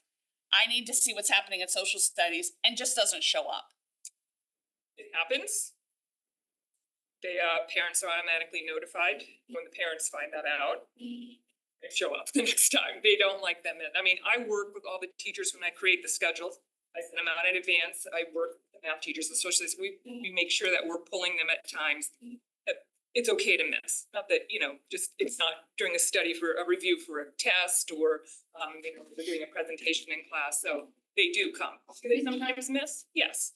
But we correct that quickly. Thank you. Then the second part of what I would say is that what sense have you had that the needs would be better met by missing more class time and either from remaining attractive to the people who dropped out, or just that those currently 110 students are going to be that much better served and not have the academic repercussion of missing that much more class time. Well, I just think with the extra staff, you would, for more flex time. Oh, you're talking about middle school or just? Yeah, I'm just talking about middle school So for that question. Pulling and then out the additional day. We created this curriculum. I'm just gonna go back. After we did a parent survey, and what the parents were telling us is that the kids wanted more time. So we Parents and students. Parents and students were telling us they wanted more time with their teachers, with the gifted teachers. So that's where this whole expansion of the program came in. And in speaking to I apologize. Have more time. We went deeper into the curriculum because they wanted more time. So we go, okay, we'll give them more time. That's great. We can go deeper into our curriculum. So that was the purpose of, I mean, that's what kind of drove us to create this program and ask for more FTE and so on, because we wanted to give the kids more time, because they wanted it and the parents wanted it. Excuse me though. And then Wasn't it with the additional one teacher in the middle school that would give you the time? So because as she's running around to the 3 middle schools, she has to she can't get them in all of their flex times. She has to take them out of their curriculum, out of their language arts class or something. But with the additional, they would be pulled from all their flex times and not. No, still some, unless you Oh, put one in okay. each middle school. Okay. Yeah. You would Why I need don't teach more. middle You need school. 3 teachers, yeah. Yeah. Does that answer is that, Yeah, I'm still looking for the. see how they're benefiting from that extra time? Well, I guess just, I'm looking to be, again, and a lot of this is the financial picture. Yeah. But it's not entirely, because if you have a certain number that drops already because of missing class time, how many more might drop because of missing class time? And now we've just invested in a whole additional FTE in it. And Yeah, and actually, Mr. Peterson had said something a year ago that always resonates with me. How much is too much? You remember you had mentioned that? I thought it was a brilliant comment at the time because it's stuck in my brain. Thank you. And because in middle school, there is a point where it could be too much. Right. We were increasing it like 50%, where instead of 2 times, it would be the 3 times. So I knew it would be manageable for the kids. Because I think when you start, honestly, I think if we start getting into more and more days, the kids will probably stop coming. Because they don't want to miss that much class time. I do think at least at the elementary level, part of the reason we wrote the curriculum the way that we did, we're trying to have more connections with our students traveling between 5 and 6 schools. We feel we make really good connections with our groups, and we wanted it to be better. So if we're only at a school once every letter cycle, we're only seeing those kids that one day. So with having us have less schools with more students, we have more contact with students. And the connections that we make within the group for their emotional piece of learning about themselves and how they learn we felt was really important for them, because we create a safe space for them. They're able to talk amongst each other. In a large group, they don't want to do that. So in a small group, trying to have this and have these connections, we can meet them in the morning when they're traveling to their school, to their classrooms, see them in the hallway. We have the ability to talk to teachers. If we are running in one day or half of a day at a school, you don't have that connection with the classroom teachers as well. So what we're hoping for was to make better connections and extend those. We think we have great connections now, but we wanted to make them even better, because kids really enjoy that group. They feel safe there. To be clear, that was the initial thinking before we did the proposal, which was the transportation model, just to differentiate between the 2 pieces that we're talking about. Ms. Ron is talking about adding staff versus pulling students together. so you think the students are better served by the smaller group model? First, Okay, and then I'd like to come back to Mrs. Farrell, but the extent to which students will be better served by this investment of more. I mean, I don't know if it's when is too much, when is it too much, time out of class again, and I know that Dr. Zavajanzik has spoken with staff, and I appreciate the feedback that no one is concerned that missing more class time will impact them academically, so I appreciate knowing that. And I do want to repeat, there's no question that, especially as you addressed the questions I had back in December, that created something really positive. I don't doubt that. What I'm asking about is how is what you've created that much better than how you're currently, if I may say, already fabulously serving our students? And that would be, I'm directing it to elementary school or to whomever, quite frankly. The documents in the proposal, just to paraphrase, the documents in the proposal that are currently before the board to vote on today in comparison not the thinking behind what the initially was with small groups and so forth. That's what you're asking about. So the current curriculum documents as compared with how you are currently serving these students. Have you, I mean, maybe this will be an easier question. The way you are currently serving our students and have been, at least I know Farrar has been doing it for a good long while. I'll just leave it at that, a good long while. Have you felt that you aren't serving them well, not through any issue of your own, but because of you were glad to do this review because you have noticed deficits yourself? Or did you feel that the way you were doing it, again, that's what I'm looking for, is a straight comparison. Well, I mean, we had waited a very long time to be here for anybody to look at our documents, which were in old binders turning yellow. I mean, it was just really, it was before we put our curriculum online, and this is how long it's been. So, yeah, we were thrilled to be writing new curriculum and so excited to be able to implement it. And so that goes without saying. The children are wonderfully served right now, and I'm very proud of the work we do. But I'm also, we also know that these kids can do more, they can miss more class time. Our truly gifted children are thirsty for more, and I believe we could give them more. That's what we were hoping for, and what we That's what we're wanted to do advocating is for. that's what we're advocating for. The parents have said it, the kids have begged for it, the teachers. I can say if we have, I don't know, 45 teachers, there's 44 of them who are saying, please, they need this, take them. You know, they're not upset that we take them out of class. They're thrilled by it. So I don't see if an extra hour would, just ruin them in any way. I think it would only benefit them.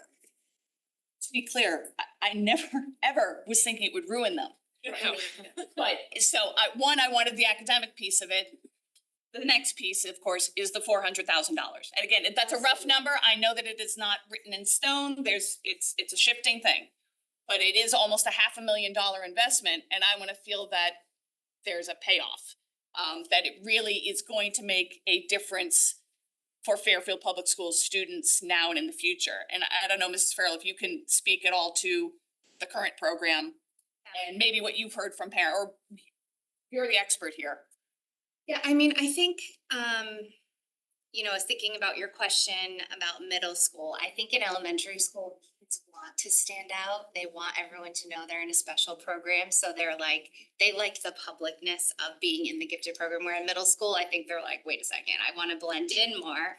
And I think that's because sometimes like you said, they're thirsty, like they really are. I think the curriculum itself that was written is wonderful, and it's robust, and it covers so much, and there's such a good connection between the grade levels in terms of moving up through middle school. I think your question about are kids being served appropriately, yes, for sure. I think historically, the difference between what it's doing now and when I was a gifted teacher. When I was a gifted teacher, there was one of us in every building. So it was like half time of my job was gifted when I was doing this. So we've diluted the FTE, which means you guys have had to be much more creative about your time and your schedule and getting to all the kids you need to see. So I think that is what is kind of the stumbling block here, that this curriculum is beautiful and it will offer so much to kids, but I don't know right now how we can separate it from the price tag. That's, just. I don't think you can. Right, so like that's, but I do think that what is being offered to kids today is truly beneficial. And I see them, just at Holland Hill working with Mrs. Ferrara, and I see the same thing that I saw when I was a gifted teacher, where they were like knocking down my door when it's time for their session because they get so much out of it. And it's a kind of thinking that you don't really do all day in a regular classroom. I think the current program is excellent. And I think the fact that we have it is a real credit to our district. But it is hard to separate two issues here. of how are we gonna fund it? And just how it looks today. I don't know Thank if you. that helps or not, but. Sure. You done? Go ahead. Mr. Lee? So a couple questions. I hear what you're saying. I don't think anyone is denying that there's a great curriculum that's moving forward. My problem or questions are, I understand we wanna make it one location, kids get on a bus and we go there. So I guess the first question is through you to the superintendent. If we didn't do a bus, right, and they kept it at the schools, cause also sounds like if you keep them in the schools, they're still with their peers, they don't miss as much, riding maybe an hour round trip here and there, they still participate in the grade program. With taking the school bus out, how many FTEs do we need? Would need approximately, we'd need 2 elementary and then the 1 at the middle still. So it would be 3 FTE. And if we don't have enough, let's say in the situation in the middle school, there's not enough participants at one middle school or whatever. What do we do with that? That FTE could fill in for as a teacher for something else, correct? I mean, it's. No, I mean, a teacher for something else like, Just means smaller groups, Smaller groups. same FTE, smaller groups. yeah, The class still has to go on. I mean, 10 or Right. 15. classes are small now, right? The grade levels, I mean, say there's, trying to remember off the top of my head, I think in 3rd grade, we have 42 kids program across 11 schools. So the groups are small. And some buildings have more than others. So yeah, they would remain small and we would just service them with more time. Because and that's why these excellent educators would not be able to do that. They would need 2 more colleagues. Yeah, just so we're aware, because I think we need all the information. This is great, and I'm glad we did this. I know the concerns are about the budget. We also have what I wrestle with is that we are telling some folks at the secondary level, because that's already been part of our budget reductions, that they are being cut in their current positions. And we're gonna add these positions, which is great. But just be aware that some of those folks pending certification will pop into these positions. Right. No, I'm just, so we're all aware of everything. So I don't necessarily see a reduction. One middle school. No, not necessarily. Some people at the secondary level where we may see reductions hold K-6 certification as well. We're only hiring 1 FTE for the middle school. Well, if we go without transportation, then we would need 2 elementary. We're off agenda. I can. Well, I'm just, Mr. Lee, you still have the floor. no, he asked what the impact would be, because I think from what I'm hearing is that the busing is not what the teachers would prefer. That they would prefer service, because you're not gonna get that in the hallway or those connections through the transportation piece. A lot of lost time. Right, that's all gone. They're still gonna get, the only time with students will be the days, so that's what I'm hearing from them. That they would prefer to implement the curriculum within each of the school buildings and not provide the The transport. bus. Right, so that's what I mean, so, Won't that be a wash then? well, no, money wise, from the transportation to the staff, yeah, no, it wouldn't be any increase at all. We would still have the same cost, correct? Mr. Lee, you still have the floor. I'm good for that. Thanks. Mr. Jacobson, I thought you were next. Are you sure? Yep, okay. Okay, thank you so much. I actually read it again and it's just lovely and brilliant. How you all and Mr. Testani feel best is to implement this for our kids. I leave to you to do. That's an operational piece of it, versus what we are charged to do, which is to pass a curriculum and to hear that this is so old, it's in a binder. I don't think there's any other kids that we're servicing Are there any other curriculums, Mr. Savajancic, that are in such a state for any of our other students in any other area? The rest are on 10-year cycle. This is one that does not appear document that. Right. So I'm super excited to see what you do with it. I mean, obviously, we're always welcome to hearing like how's it going, or if somebody you feel like something needs to be changed as you implement something, but thank you so much for all of your work on this and moving this program forward, and for the many kids in our district that have these exceptional learning needs and can benefit even if they're dually identified and whatnot. So there are a lot of complexities to it, which I understand as well. So it's not what most people always think that it is. So thank you very much. Good enough. Well, I just had a question about logistics in terms of staying in the schools. How much more time now are we gonna be talking at the schools if the FTE is added versus the current amount? You had worked it all out. Yeah. Well, so they would be able to separate their groups so they could have a distinct third grade group, a distinct fourth grade group, a distinct fifth grade group, where right now there's a lot of mixing because of schedules and because they're limited time. And it looks like we could do 2.5-hour session per 6-day cycle for third grade and 3 hours for for fourth and fifth also. What's currently? Well, that's 2 hours for fourth and fifth and 1 hour for third. Fourth and fifth are combined. Some schools four and then Or the schedule wouldn't allow. Well, four sizes. size wise, again, you know my concern about 3 kids being in the class. But understand too, Dwight, although I'm fourth just, grade has there's 3 other ones, I'm just using. Right. Dwight has 3 fourth graders, but they are mixed with 3 fifth graders, so that makes 6. Going forward, if you go to the other model, it'd be just those 3. I have concerns with a 3-person gifted and talented class, but that's just my opinion. You're the expert. Today. Yeah, we were just looking it up today. There is research where UConn does suggest that group sizes for gifted education are 3 to 6 or 4 to 6. That is their optimum. Ideal. They do not prefer over 10. I'm just going off your curriculum. No, I not understand. UConn's curriculum, it's slightly. No, it's not different. UConn, it's the National I know it is. Institute for the Gifted. Renzulli's, yeah. No, now they house the National, it's not just Joe Renzulli. Right. Anyway. Mrs. Flynn? I'm all set, thank you. Mr. Lee, you got another? Yeah, I have a quick clarification going off the piggyback of Mr. Krasnow.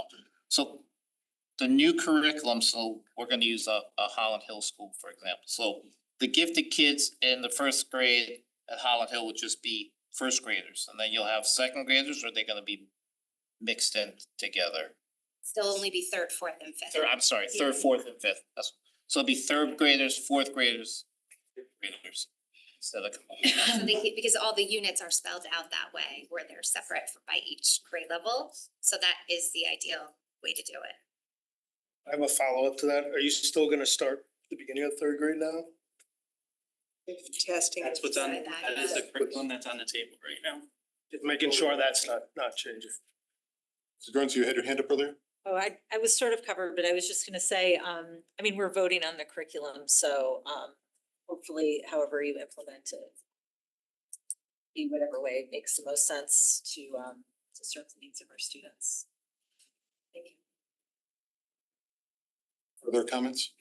Mr. Lee? If for some reason the budget is affected, can this curriculum be run still successfully on without? This is already in the budget. This is already in. Yeah. It's in the budget. It's in the budget. It wasn't one of the reductions that was made at the board table, so. Once passed tonight, then we would look to, if we have the 950,000, I think we'll have to somewhere else, and that's just how it'll be. Ms. McNamee? Just through the chair to Mr. Lee, just to clarify, yes, it's in the budget. We have a entire budget from which we have to cut just under $1 million. So there are lots of things in there which we'll need to consider. So yes, we voted to make the financial support of this program, a majority of the board. The majority of the board supported the budget. Now we have to cut it. So what Mr. Tasani is saying is we cannot implement this curriculum if that money gets cut. So we are making a decision about something where we have not discussed the financial piece. Ms. Jacobson? Did we not make a financial investment in textbooks for world language in the budget without having curriculum for it? That's completely different idea, because there, what we were learning, what we knew that the direction of staff was that they were using the textbooks they had selected that we approved to drive the order of the units and the content of the units. So And they already did, and they did this completely with, different. right, but, and they were, It's not an apples and oranges. they were able to do that without any textbooks. I'm not sure how that is relevant. I don't want to talk about another program. Right, I'm just, I don't understand the argument, to be quite frank. I mean, I'll make some comments because I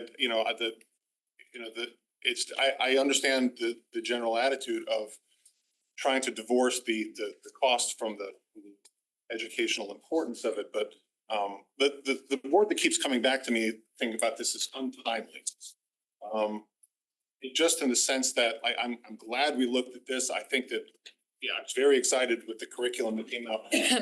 But I look at this and it's structurally more expensive to run the way the curriculum is written. So I mean, I think the implementation question is relevant, and that's what gives me pause moving forward at this point with it. I honor the work that staff did on this. I don't know that I'm going to be able to support it just on the financial angle alone.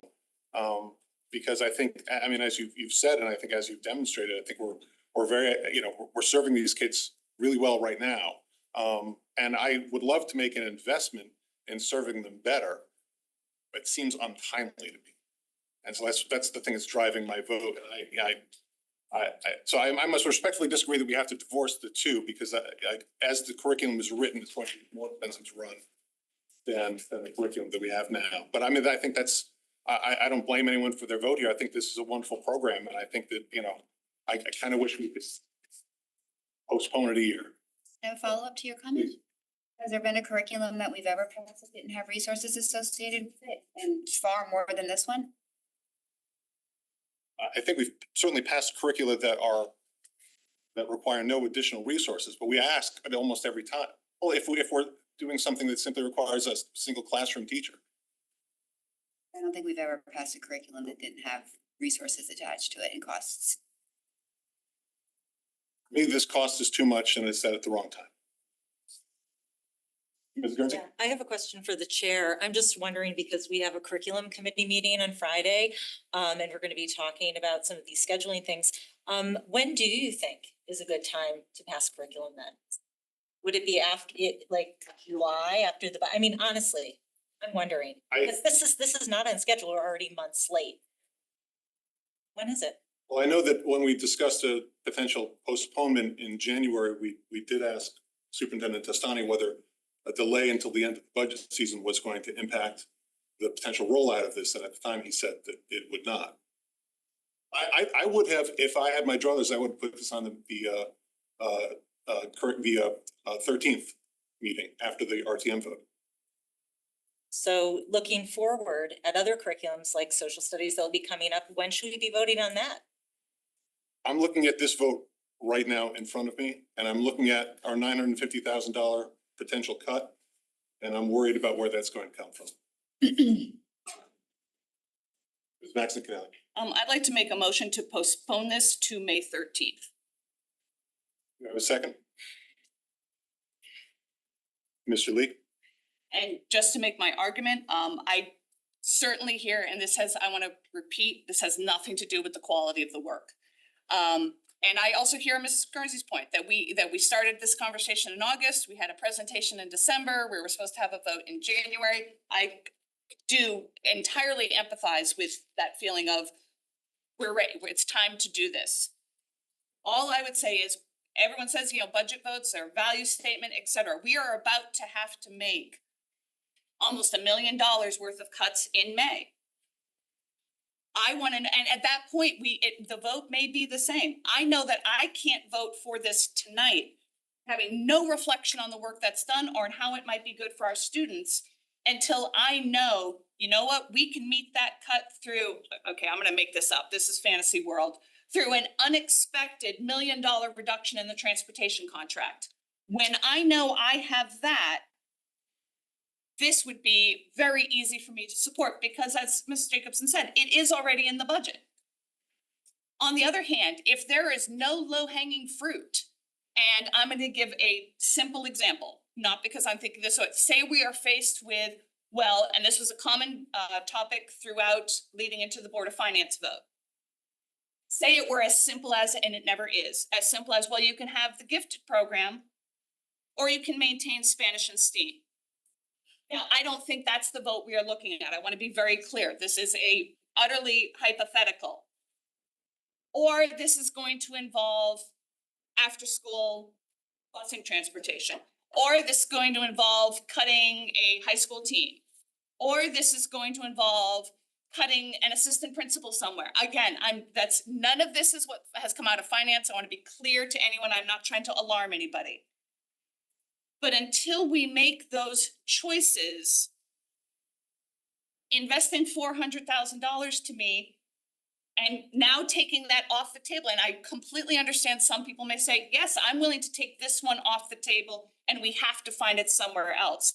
I would feel a lot better about voting for this if someone could start telling me their ideas, but it's not an agenda topic, so I know it is not appropriate. We'll deal with the motion So- as we have it. So I'm just explaining why I am hoping people would support the motion to postpone to the date certain of May 13th, when we will have engaged in some discussion, if not a vote, some discussion on how we intend to meet after the RTM vote, the budget cut we most definitely are facing.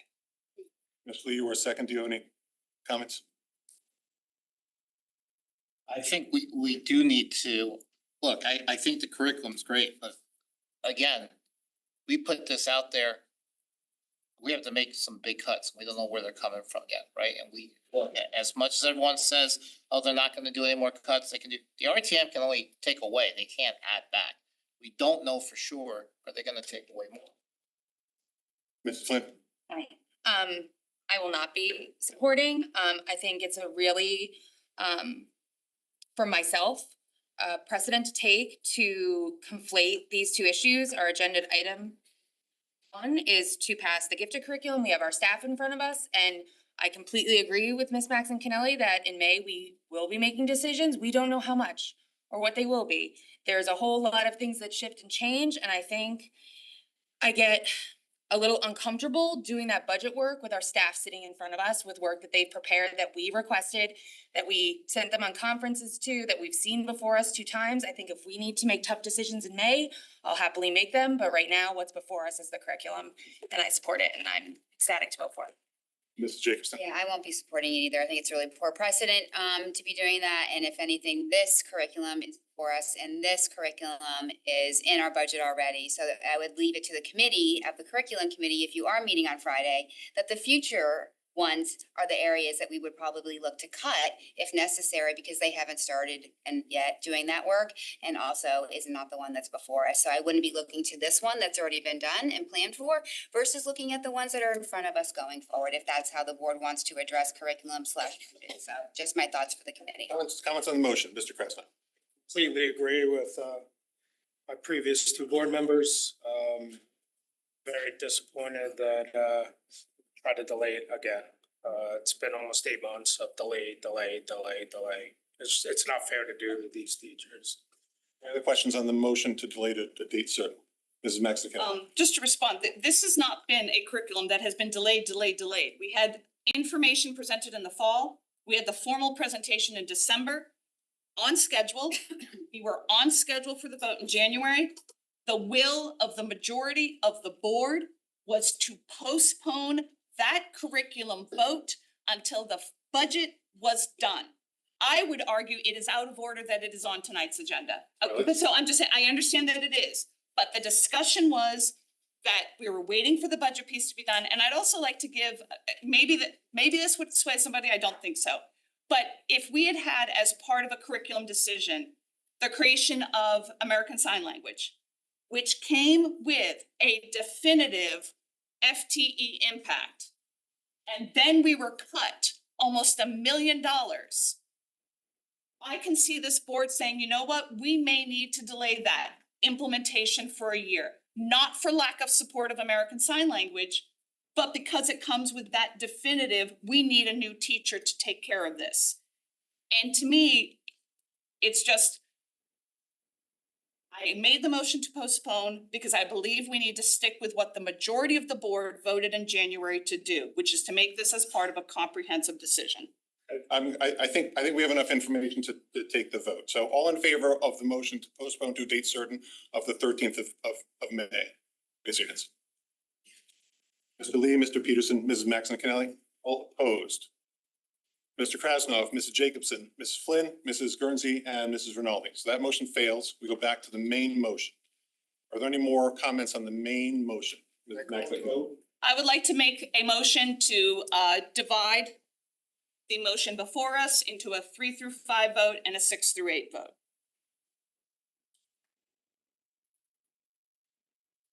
Is there a second for that? All right, seeing no second, we'll move on back to the main motion. Any further questions or comments on the main motion? All right, seeing none, out to the public. Questions, comments on the approval of the 3 to 8 gifted curriculum?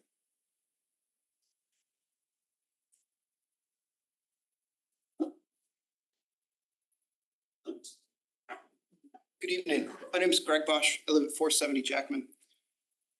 My kids aren't in the gifted program, and I had no intention of being here to speak on this tonight, except that now that the budget has been dragged into this curriculum, I want to make a few observations for us to reflect on. At Ward's Auditorium, the morning that the public came before the Board of Finance, Sean Penley and John Matola both made comments about how parents of this district should not be worried about the educational experience that happens within our buildings.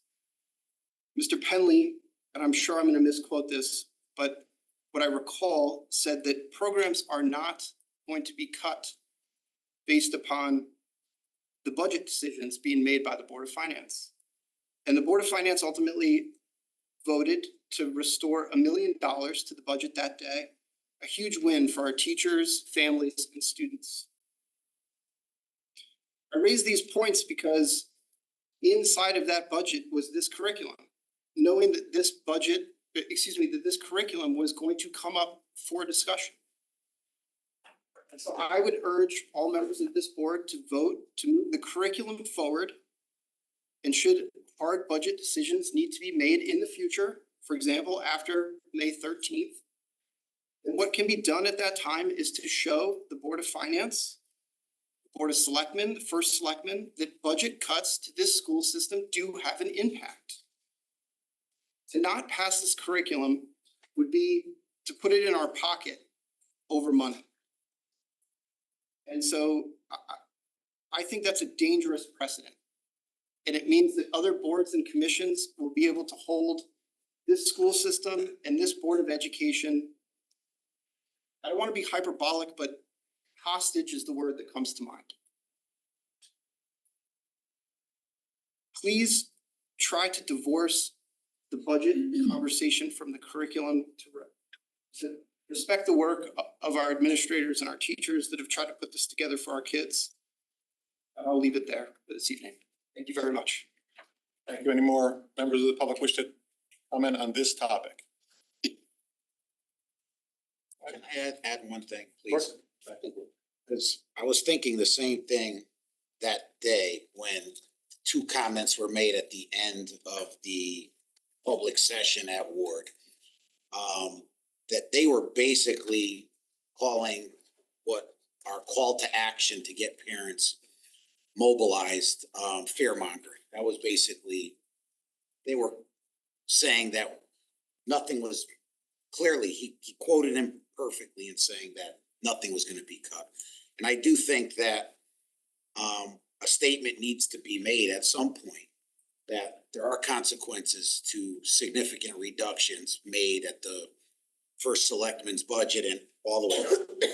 So I think what Mr. Bosch just said really should ring loud and clear that we can't let them off the hook, the other town bodies, by punting this. I think they need to know that there are consequences to their actions when they don't fund the budget. Not even fully, but significantly less than what we request in a status quo budget. So thank you for saying that. Any more board comments? Mrs. I Mexico. want to be very definitive about my vote. It is opposed because I refuse to support a decision where there may be a harder decision later. I mean, I think I've been consistent about this. We made a decision in policy regarding transportation so that we had an option. I didn't want to tie this board's hands. It felt irresponsible to do so. The board will then decide where it wants to do this cut, but to say or imply in any way that I don't respect the work of staff and also of my fellow board members. I know some board members put extra time into giving their input. I 100% respect the work. I've tried to make that very clear. To imply in any way otherwise is completely not true. I also think another point to follow up with the Board of Finance is that the Board of Finance is in no position to make any statement whatsoever about what is going to happen to our programs. I appreciate that was their will, that is what they hoped for. But to Mr. Testani's point, no one on that board was in the position to make that kind of promise. And I don't know, because I haven't been in finance committee. I haven't been a part of any other conversations to know where we are going to be going next month. But again, just to the staff who are here, I want to be very clear how much I respect your work. I wish I could give it the full-throated support that I would be able to do on May 13th. I am not today, and it is no reflection on how incredibly hard you worked on this. Are we prepared to take to a vote? All in favor? Mr. Krasnov, Mr. Lee, Mrs. Jacobson, Mrs. Flynn, Mrs. Guernsey, and Mrs. Rinaldi, all opposed. Myself and Mrs. Maxine-Kelly. Passes at a 6-2 vote. Thank you very much, and thank you to staff for coming out multiple times for this. We appreciate you giving us a detailed look and have highest hopes for the future. All right, moving on to item 7B, review and feedback of April 9th, 2025 revised draft White Elementary educational specifications. Mr. Jacobson, you want to talk us through? Sure. I'm not gonna take too long, guys. The committee went back with all of your input.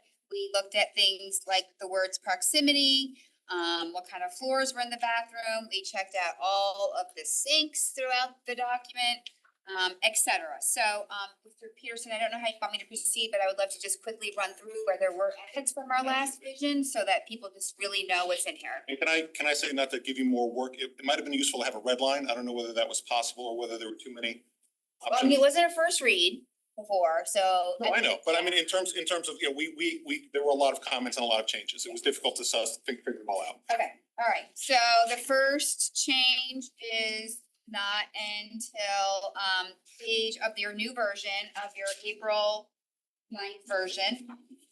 Page 3. And some of these technical edits came from Mrs. Maxine-Kelly.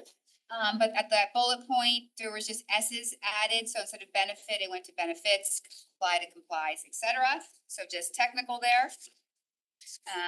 And please, members of the committee, jump in if you so wish. You'll see the next change on page 4, where the word in the media center, it was literally, I mean, I'm being redundant, but it says the word and preferably was changed from preferred in that first paragraph. In that special education K-5 sections, a whole bunch of theirs, like their students, their special education program became its. Page 5, you'll see under the full day kindergarten in the toilet, you will see an ad for epoxy flooring. Same thing for the epoxy flooring on page 6. Let everyone get there, grade 1 and 2 for the toilet room, epoxy flooring was added. Page 7, student furniture under the math and science lab. Before it was 24, so we just made that small edit to make it 25. Because we can have up to 25 kids in our classrooms. World language, Mr. Peterson, I think this was one of yours earlier on, that the word each, even though, because it had been left in here, so the word each was taken out, so it's just 900 square feet, not 900 square feet each. Mrs. Baxton Kelly, I can circle back to you, but your S's and your its and all that are in the change. I'm just running through the pink. We are on page 7. I would just like to note that there were about 40 hyphens and commas that I did not drop on top. Please, thank you.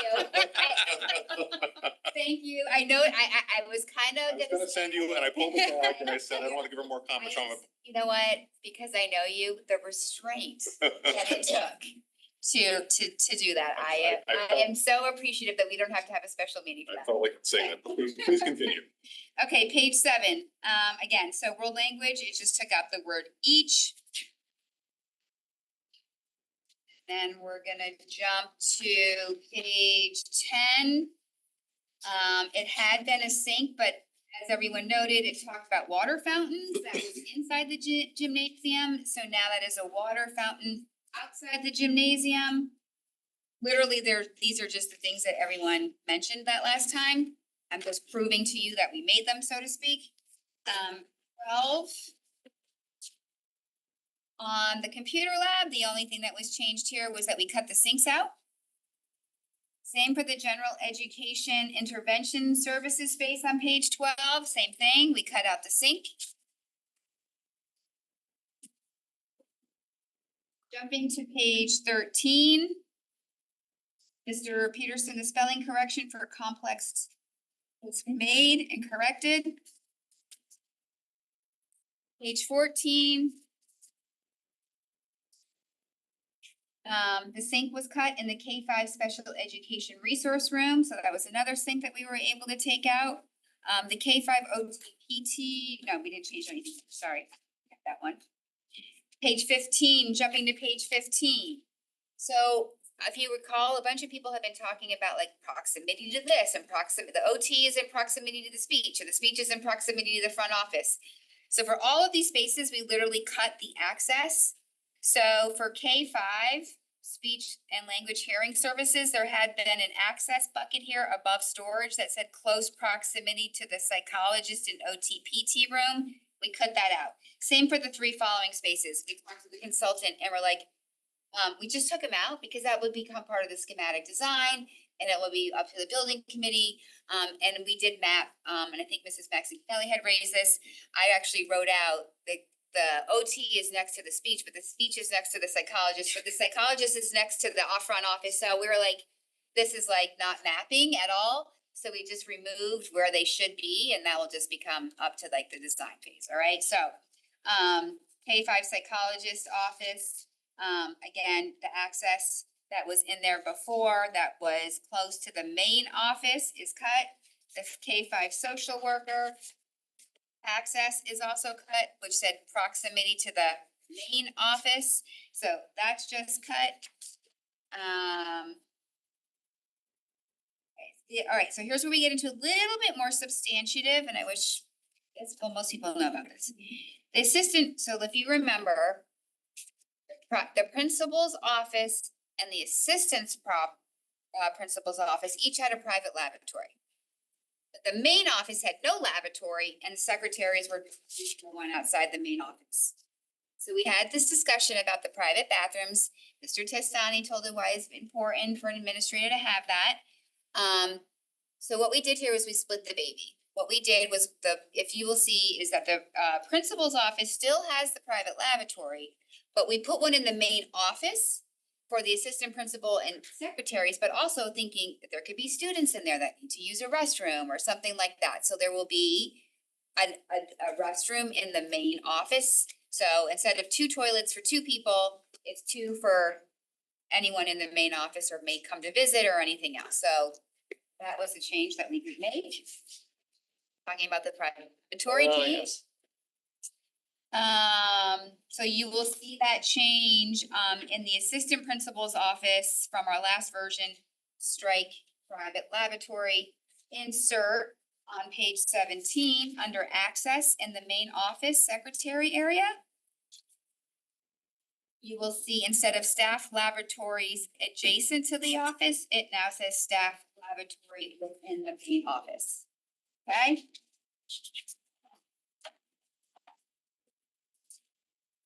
All right, page 18, the teacher workroom.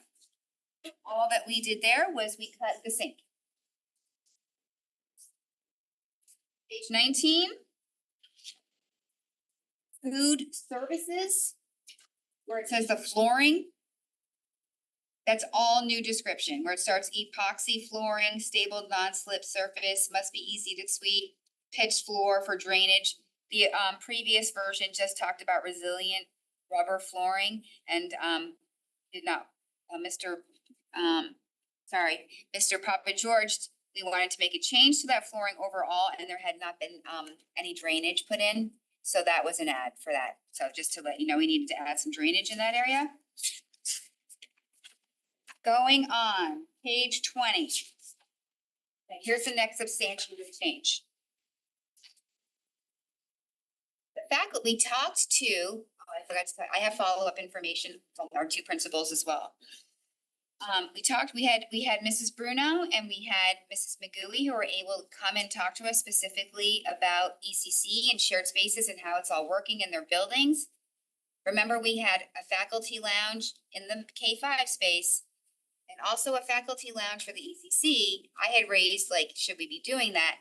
They totally agreed it should be one, so that they can actually connect with each other and share. So what you're gonna see is without increasing the overall square footage of the building, we cut the faculty lounge in the ECC and split the 450 square feet in half and gave 225 to this faculty lounge. So it went from 600 to 825, right? What you will then see next with the other 225 square feet went to the psychologist's office in the ECC because it had been a smaller space, 225. And in speaking with both Mrs. Bruno and Mrs. McGooey, very much advocated for that psychologist space to be up in size to match the social worker space. So we cut the lounge and split the square footage to give the faculty lounge that square feet, half of it, and to give the ECC psychologist space. So I'll walk through those exact edits on the page for you, so you have them.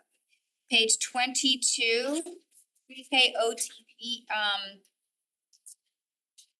pre-K OT PT resource room. We cut the access, which was next to the preschool speech office. So that's all that was changed there. The pre-K social worker cut the access again, which said in close proximity to the preschool entrance, so that was cut. Pre-K speech and language, cut the access again, which said adjacent to the preschool OTP area, so that's just not in here at all. Then you get to the pre-K psychologist office. Again, it was 225 square feet in your last version. Now it is 450. And we also cut the access descriptor that did say proximity to related services. We're almost done. And then on page 25, you've got your pre-K conference room. And after that, in your previous version was your pre-K faculty lounge, but that's now here. So you will see that the pre-K faculty lounge was cut. Here is the big debate we left for the board. If you go to page 27, at the bottom is clocks. And a little bug. And we all said, let them duke it out at the table. We're gonna let you own the clock situation. But see, if it gives you any help, I went to the Mill Hill Ed Specs and I will recite exactly what it says for clocks. Wall clocks in all spaces, period. Clocks to battery operated and synchronized via radio signal with US atomic clock. That's what we put in for the Mill Hill Ed spec. So if that gives you any help in making your decision on the clock situation, we were divided in terms of some digital and analog, some totally only analog. So we would love to, you have here the draft language as it was last time. And it is up to you guys to go to duke it out for what kind of clocks you want.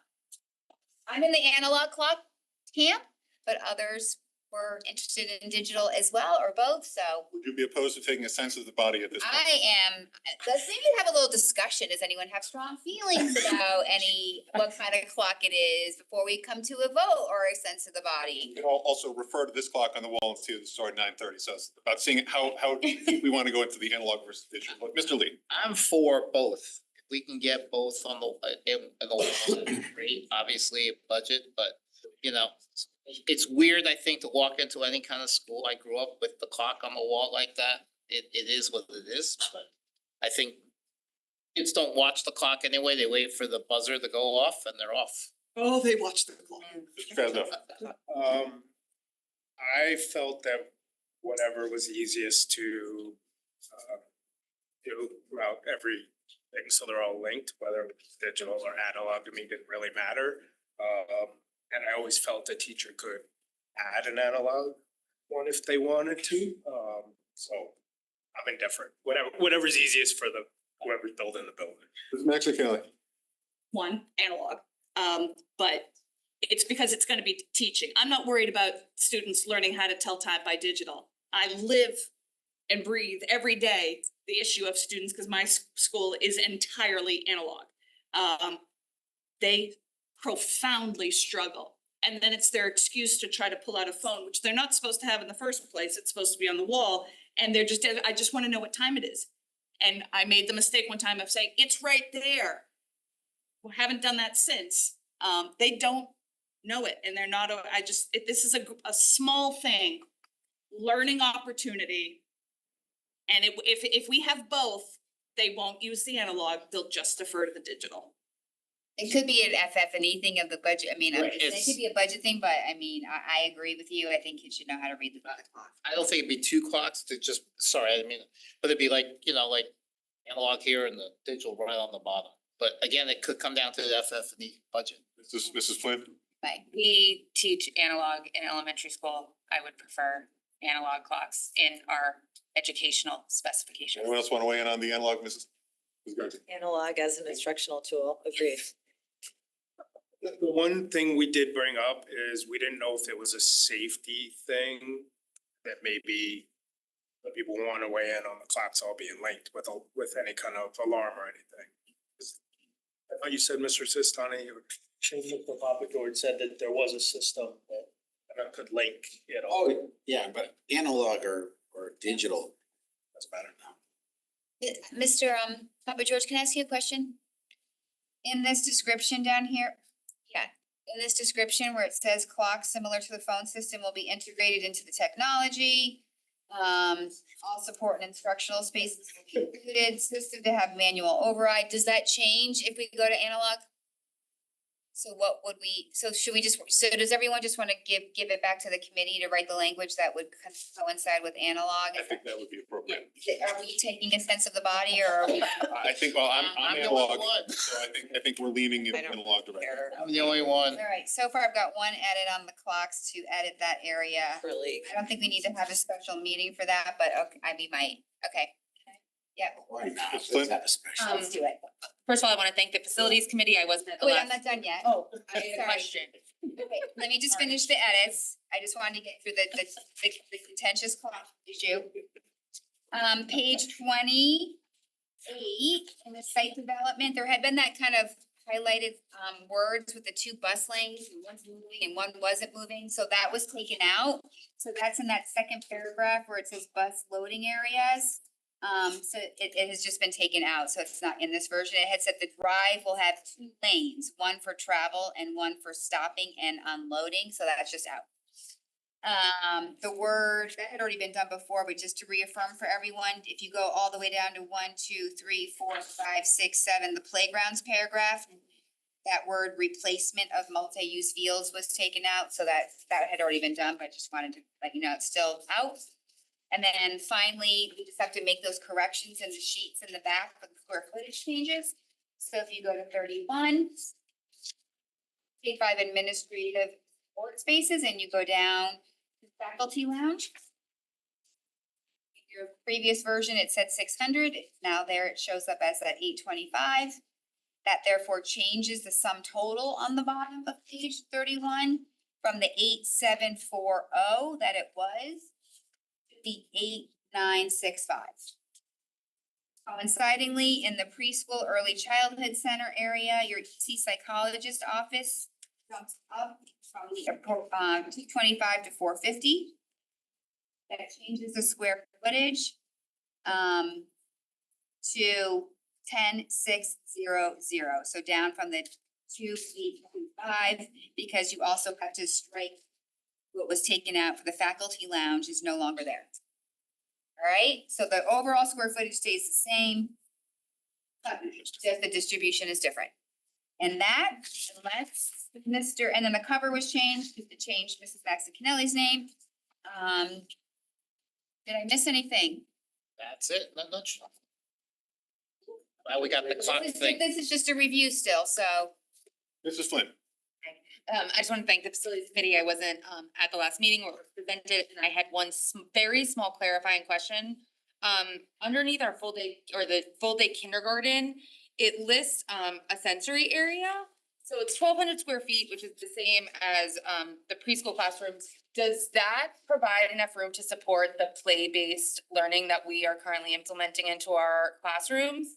Because in the kindergarten, we call it a sensory area, and you go back a little bit later to preschool, it's called a centers area. Yeah. So I think it may be, if we are moving towards a more play-based kindergarten, it might be helpful to use, I'm just giving a little input. I think that's a great initiative. And if centers works better and we can plop that in there, I think it's not a bad thing to. So what is your? To swap sensory area for center area. Or I think the language used, I actually would defer that to Mr. Testani, because I'm not sure exactly how the implementation of play-based is, but would this language cover the needs of the classroom? Yeah. Right? Yeah, and this is what they've been using across the state in all the ed specs. This is how they are Yeah. rectifying. I think I was just clarifying that this is congruent with what we are moving towards in terms of what we're implementing for our little learners. Yeah. Thank you. Yep. Mrs. Guernsey. I have a question through the chair to Mr. Testani. I may be confused, but I thought the sensory area was different from the play-based. I thought it was like a cool down. I don't know. Is it the same? It's both.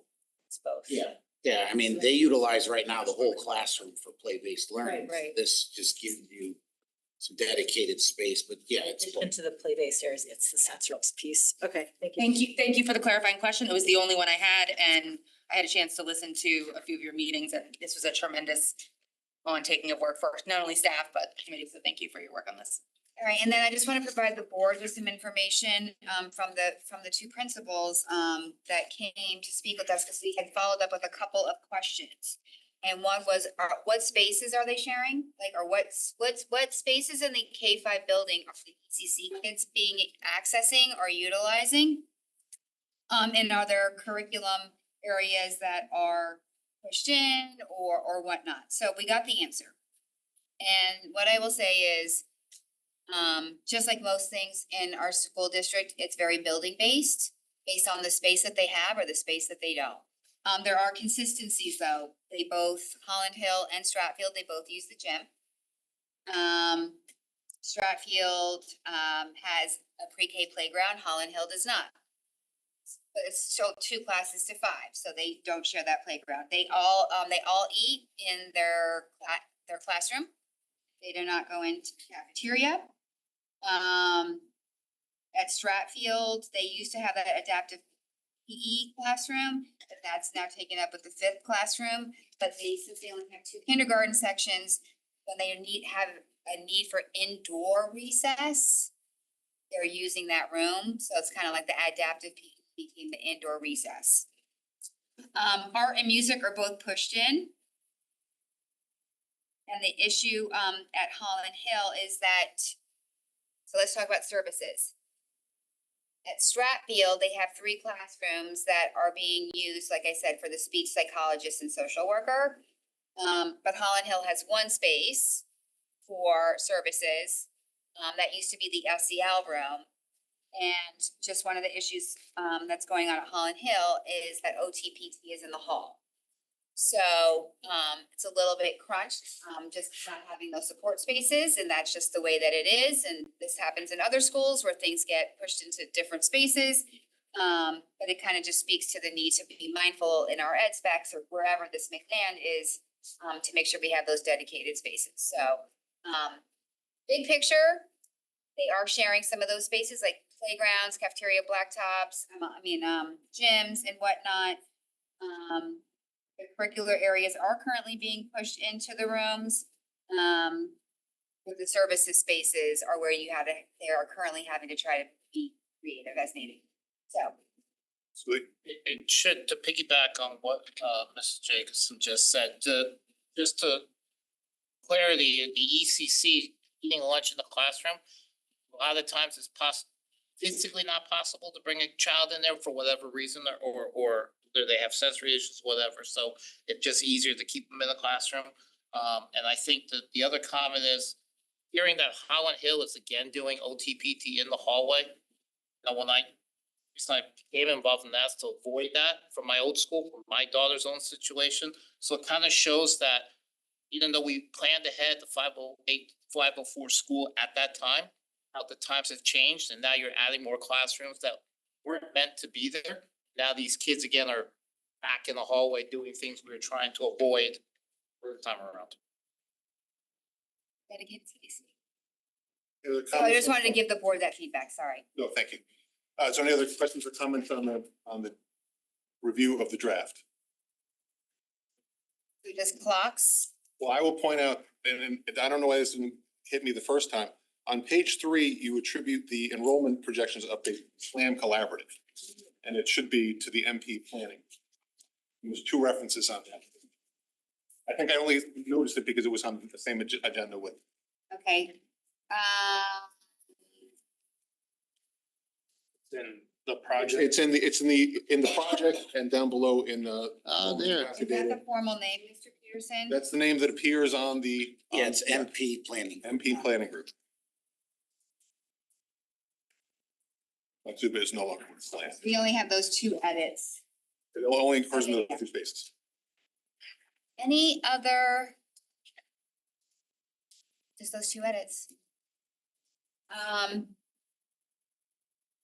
you like to proceed?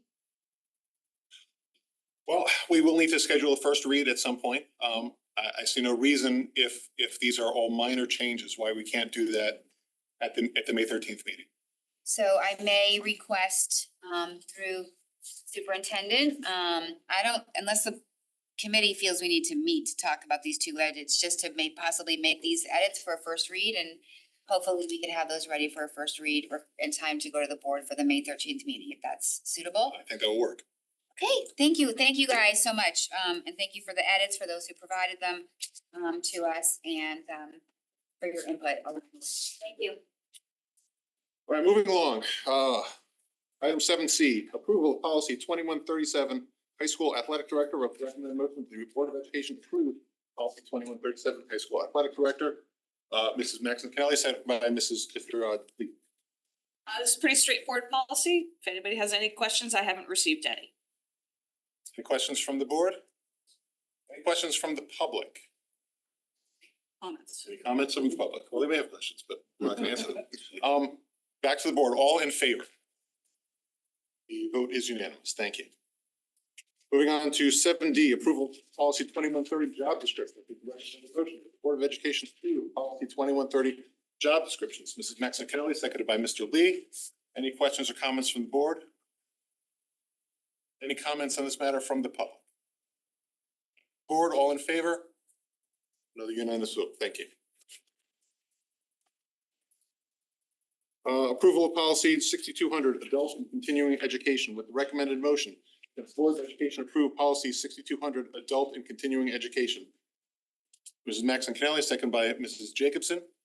Any questions or comments? Oh, please. I don't know if it matters, but I didn't even notice it until this moment, but the motion should, I suppose, just be adult education because we're changing the name. Or does that matter?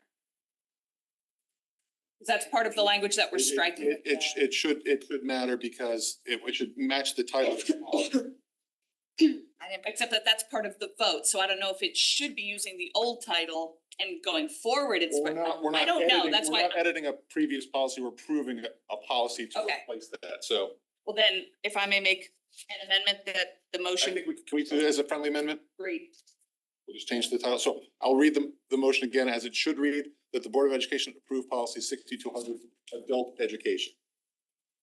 And then to your amendment, on the agenda item, you need to change approval of adult education. Or is it just the motion that matters? All you care about is the motion? Okay. I mean, It's just a motion. I'm really, I think the public understands what we're doing here and I don't think there's any possibility of confusion, so.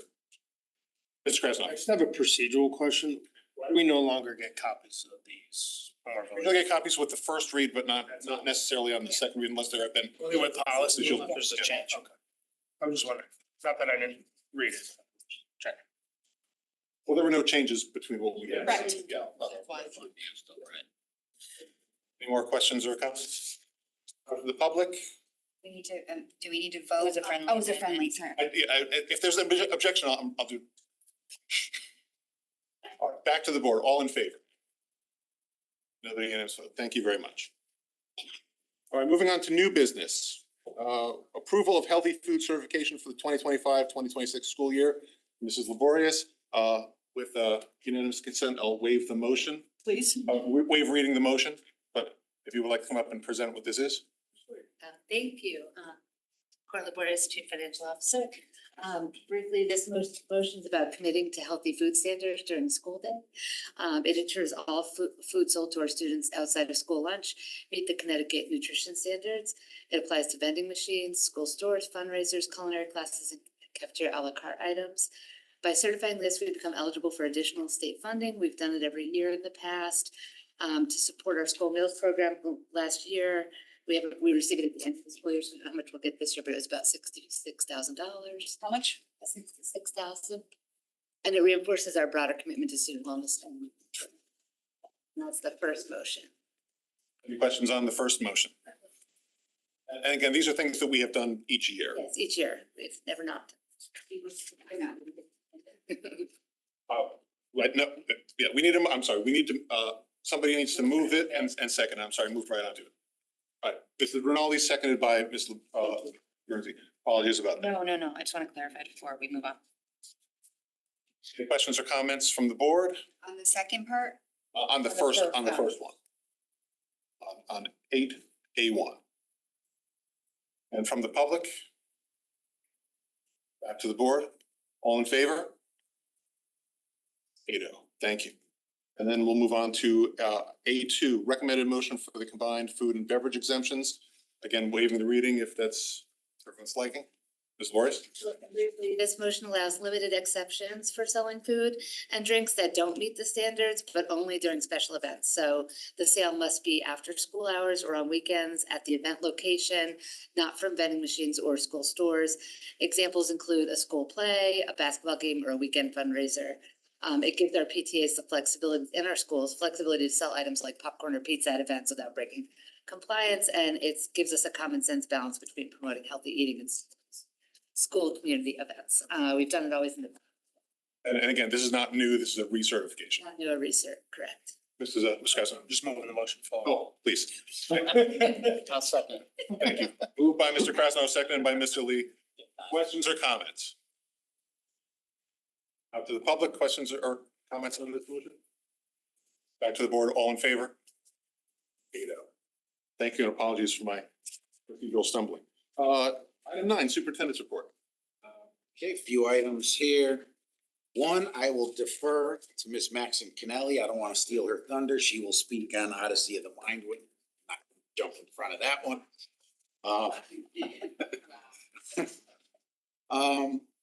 We had a group of 52 high school students from both Ludlow and Ward, the pre-business and pre-nursing high school pathways visit Sacred Heart University. They explored the campus, attended an admissions presentation, and took part in hands-on career-focused activities.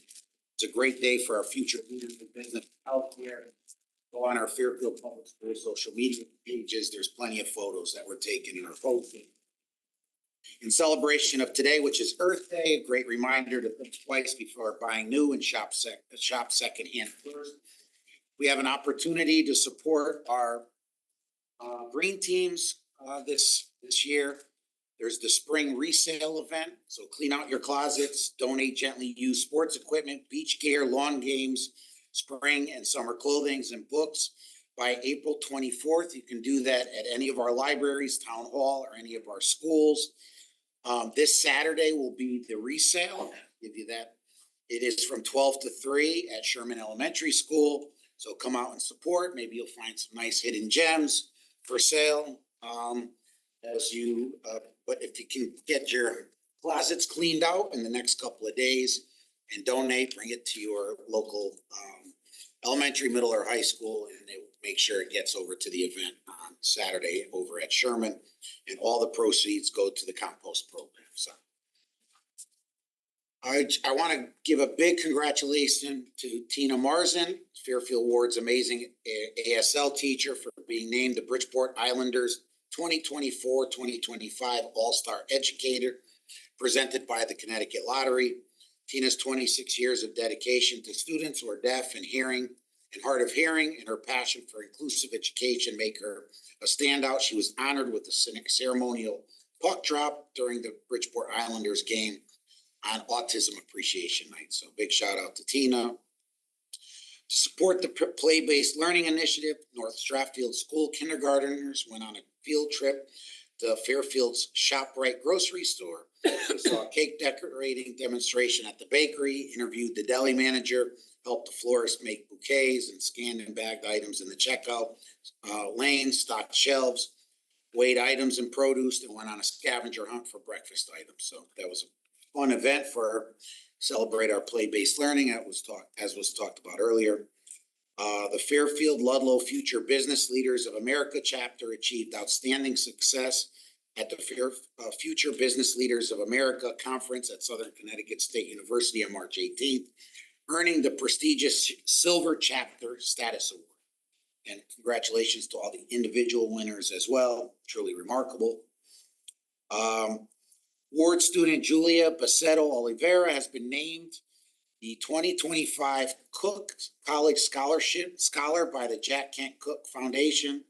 Foundation received applications from all 50 states, including the District of Columbia, and 5 U.S. territories. Julia stood out amongst thousands of applicants and will receive up to a $55,000 per year scholarship for college.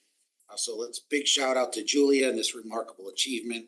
We are really excited for her event, and again, $55,000 per year, going to be a big help to her and her family. Just a couple of things I know everybody will be very interested in. On May 27th and 28th, our town's engineering contractor will be on site at Dwight to begin conducting boring tests at the upper field. So we should start getting some information regarding that site. That was the earliest they can get anyone out there. And I know Mrs. Jacobson will probably share more at our next meeting, but tomorrow there'll be a first high-level meeting and discussion on shared services. So interested to see what happens there. Happy that you are our representative, because I know you're going to make sure that every I is dotted and every T is crossed. So go get them tomorrow.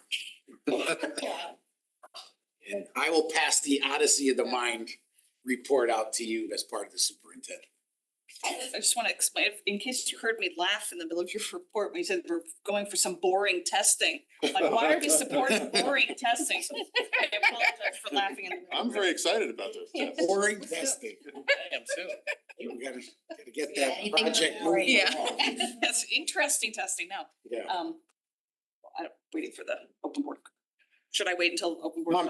That is part of the Okay, so just superintendent. again, so just as a reminder, I alluded to this before, that we did have fabulous success with Odyssey of the Mind. That there were 4 PTA council teams that won and are committed to going to Worlds. And a 5th team also competed for their first time, did really a great job. We also had 2 Holland Hill teams, one of which did win was eligible to go to Worlds. They have decided not to. But again, fabulous accomplishment. And then also a team of the little guys from Hollandale, very exciting. So it's been great. And I just put in a little personal plug that as you see their valiant fundraising efforts around town, they do great jobs at bake sales. But just to bring awareness to it because it's a tremendous investment from these families for an absolutely amazing and truly unforgettable experience. And thank you, Mr. Testani, for the opportunity. I might say we need to have a conversation with leadership about when we Yes. can bring them in and have probably recognized by the school. Yep. Yes, thank you. Well, we're gonna, committee and liaison reports, but we'll start with you. That's your liaison. I think we talked about facilities right now, but the legislative session is heating up. We had 13.5 hour hearing yesterday on the very large special education bill that I've brought to attention to the superintendent, but also that I testified on, and there was a lot of community interest in it, so that is something that we are watching. Also the budget draft came out today, not the governor's, but like approps. Fingers crossed, hopefully we'll see some additional supports, but long way to go yet. But advocating for that as well. So just things are moving along and starting to get, pushed to where we're gonna have votes and see what happens. But there are several policies such as around kindergarten entrance, school construction, everything under the sun. So there's a lot that's relevant to us and on all districts. So just watching it, and we'll let everyone know if anything comes. Thank you. Thank you very much. Mrs. Flynn. Just for PTA Council, I want to give everyone a quick reminder that tomorrow evening in this room at 6:30, Jennifer Leeper, the state representative from the 132nd, will be in attendance to give an update on what's going on with the legislature locally. Just giving a plug to that. I also kind of echo Mr. Chistani and Ms. Maxon Kennelly. I want to give a huge shout out to the PTA Council who funded those teams. That's a newer initiative over the last several years and really just highlights this collaborative work of our PTA Council and really meeting the needs today of our students and families. So I want to give them huge props for that work. That's it. Mr. Lee. Update on the HVAC, IAQ committee, just to let you know, and parents are still actually watching. All the work now is being done at night after the kids leave. So they are continuing during spring break. They got a lot of things done at all 3 locations. I'm gonna knock on wood now and say we're still on schedule. And just a reminder, if there is dust or something that's being reported in the schools, the custodian staff and the management company does a great job cleaning up. But if there's still something, let Mr. Papa George know and he'll take care of it. But that's where we are. I'll piggyback on top of that. Board members may or may not know the lieutenant governor is going to come down on Friday, at midday to tour both North Stratfield and Fairfield Woods. Because of the grant money that we've gotten from the state, we may remember that there was a ceremony we had at Ward several years ago when he was awarded, and now they're coming down to see our work. So I will be there along with Superintendent Testani and Mr. Lee. See what questions they have and if they're impressed with the projects. Ms. Maxon Kelly. 2 things. I actually first had a question through the chair to Mrs. Flynn. The PTA council meeting, if that's open to anybody, that's not just the PTA council reps. PTA Council is completely open to the public. PTA members, for everyone that doesn't know, I'm gonna do my PTA spiel. You can be a PTA member if you're a resident of our community. You can be a PTA member if you're a grandparent, even if you don't live in Fairfield. It's a great way to support your loved ones and students. So no, it's totally open to the public. Happy to give you that opening. There are president's meetings. It's a new introduction, but I believe that this meeting was turned from president's meeting. That's what I wanted to check. But I'll clarify. I was gonna clarify the membership though, just before I did that. Okay. I just wanted to give the board a heads up that assuming that there is room on the agenda at the next meeting, we do have 4 policies that will be coming before you, and 2 of particular interest is that we did review the superintendent policy 2140 and recruitment and selection 4411, 4211. Superintendent of schools, it was the opinion of the committee that it could come before you as a vote. We've had the first read, we got your feedback, we did make some changes. And I don't believe that the changes are significant enough that it can't be a voting item. But as always, if it's the, will of board that you find that it's, no, we really think we need to, talk this over more. Motion to postpone is easy, but the policy committee thought that the superintendent policy was set to go. Recruitment and selection. I'm just gonna ask everyone to have it, on your radar to please give it a close read. And that one, we did say should be up for a first read because there was some substantive changes there. And then I wanna just give everyone a heads up that I will, in conjunction with that, be bringing forward a bylaw change. I didn't have time to look up the number before this, but it's just regarding the whole notion of Board of Ed members serving on the hiring committees. And so therefore that the chair would be inviting those members. And also because I thank you very much, Mr. Peterson, for reminding us that while we had the end of the policy, which was focused on disclosure and what could disqualify an employee, for example, from being able to serve on a hiring committee, that there also needed to be matching stipulations for a Board of Ed member to be able to be eligible to serve on a hiring committee.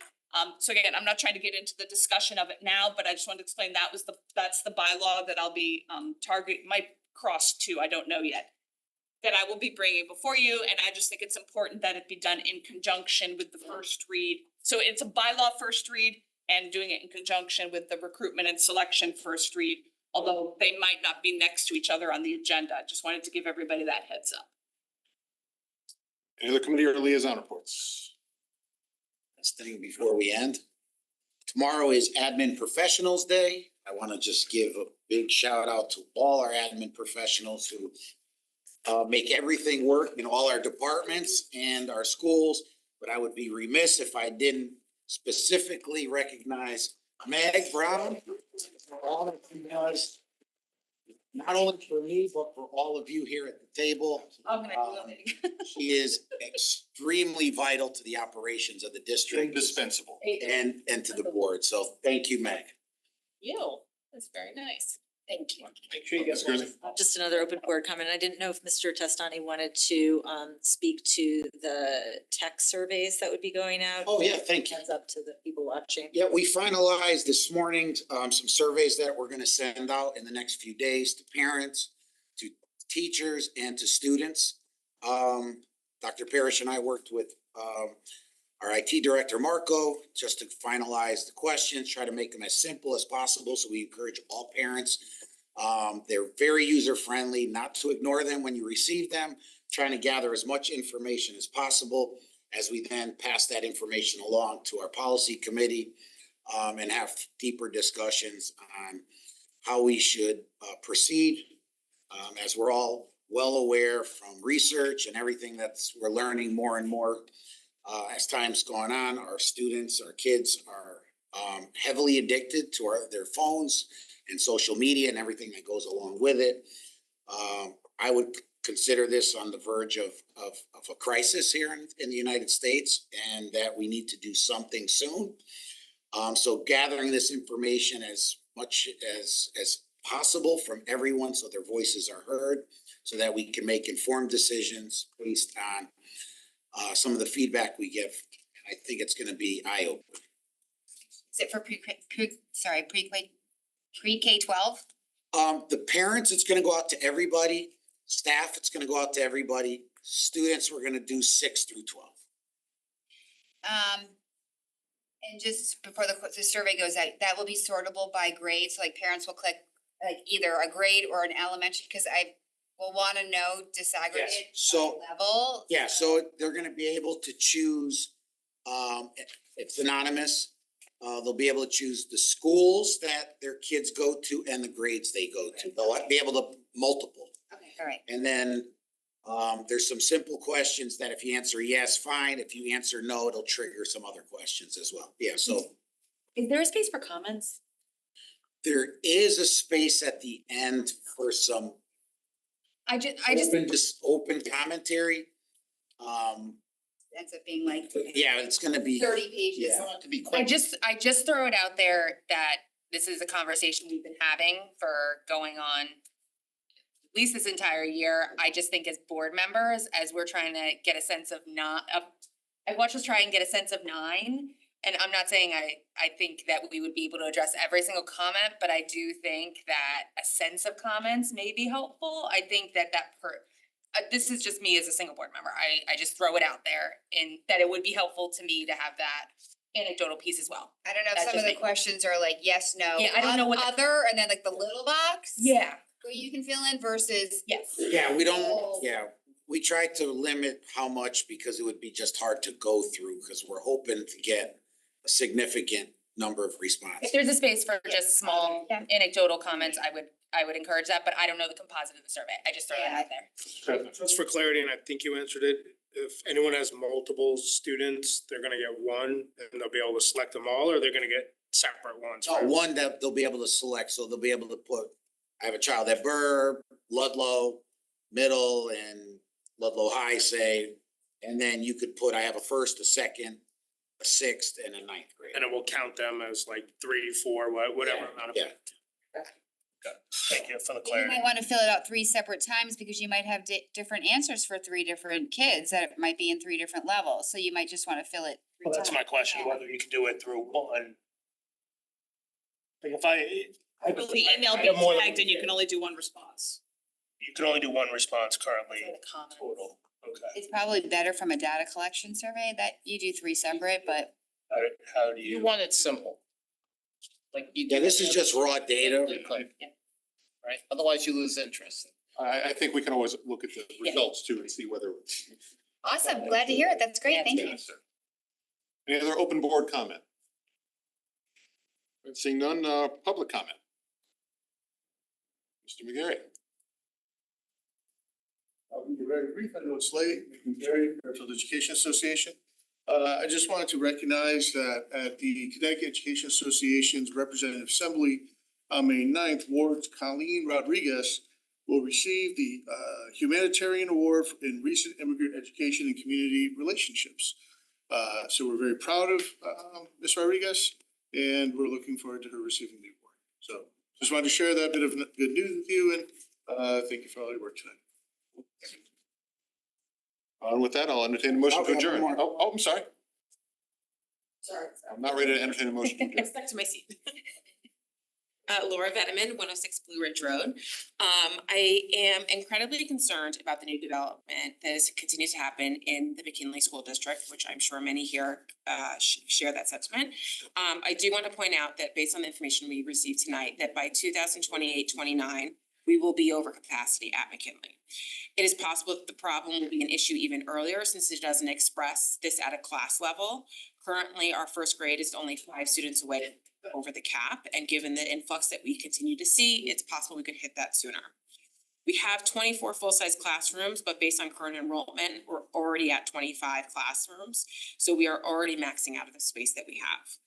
Volatility of these rentals that we see give big influxes throughout the year. Last year, we had 13 students that were added between the first day of school and the last day of school, and this pushed our 4th grade class size, all 3 of them, over the cap size. All developments are certainly not created equally. This 219 Ash Creek will add 357 apartments, and based on what is currently available on the market, 37% of those units are 2 bedrooms, which are 25 apartments. We don't have space, and the time is now to discuss how we'll react to this concentration in our area. I urge TPZ to consider what the educational impact is of these developments. Thank you. Any more public comment? Seeing, Mr. Speaking of, can I? That one? Sorry. For the record, that clock is wrong. It was digital. Not connected to the US radio system. It was digital. Bosch. Greg Bosch, 470 Jackman. Fairfield is growing. 1,900 new housing units. We all saw it tonight in MP's Planning's new slide deck. And with those units will come school children. Our Water Pollution Control Authority understands the impact. It's why they have a plan to spend over 120 million on our sewer system over the next decade. School buildings and classrooms are an important part of the infrastructure of Fairfield as well. And it's why this board has a plan to spend over 240 million on our school infrastructure over the next decade. McKinley is full. Some of its special purpose classrooms have been converted to general education classrooms as new class sections have been created. Those 1,900 units that we were talking about tonight, 60% of them are located in McKinley's district. And the students that will come to live in these units will push McKinley over capacity. To MP Planning's credit this evening, their presentation tonight included more housing-centric content than some of the presentations in the past. I hope other boards and commissions in Fairfield will take time to study, to listen, and to offer their assistance in their respective capacities to ensure that there is classroom space available upon the arrival of new students. And to be specific, if other members of the public are looking for a particular slide to dive in on, I'm talking about slide 35. The road for McKinley in the year 2028 is projected to be 100% full. Not 85% of some planned capacity standard, but full, all 504 seats occupied. So this district needs a plan because 2028 is around the corner. And the next best step is an education section in Fairfield's POCD. I hope in a future meeting, this board will revisit the subject of the POCD in tonight's presentation, and specifically the topic of education in Fairfield's master plan for the next 10 years. I hope the Board of Education and Town Planning and Zoning Commission will get an opportunity to collaborate so that the reason that so many families are attracted to Fairfield, namely the quality of our school system, will be incorporated into this important planning document. So I want to thank the board's chair for inviting MP Planning here tonight and for the conversation on how housing has a direct impact on our school system. Thank you all very much. Thank you. Any more public comment?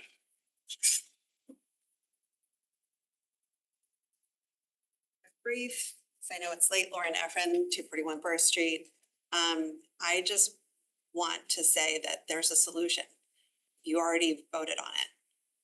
The long range facilities plan that was passed on June 25th of 2024. We are now almost, at the end of April 2025. The town has delayed over and over again. I'm disconcerted to see that the town working group has not made any inroads. We had a meeting with Bill Gerber and Mr. Testani in February to ask where things were, because I am so tired of having people ask me in our community, what is happening and where are we going? There is no answers in sight. And yet we have a host of problems, right? Overcrowding, ECC bursting at the seams. There is a solution. There is not on the long range facilities plan, as far as I know, a plan to expand McKinley. There's nowhere that you can expand on McKinley. There's not a plan to expand Mill Hill. That was underfunded and now bursting at the seams. The reason why this discussion about the small, size of the student population at Dwight keeps coming up is because it's been poached. You guys pulled ECC, you pulled CLC. If you were to refocus on what you all decided to do last year in June and advocate to the other town bodies that plan needs to move forward and without delay. We have significant concerns in our building. The parents are outraged, the teachers are worried. We can't keep going down this road over and over again. Please look at the solution that is right in front of you that you've already decided on and advocate. Thank you.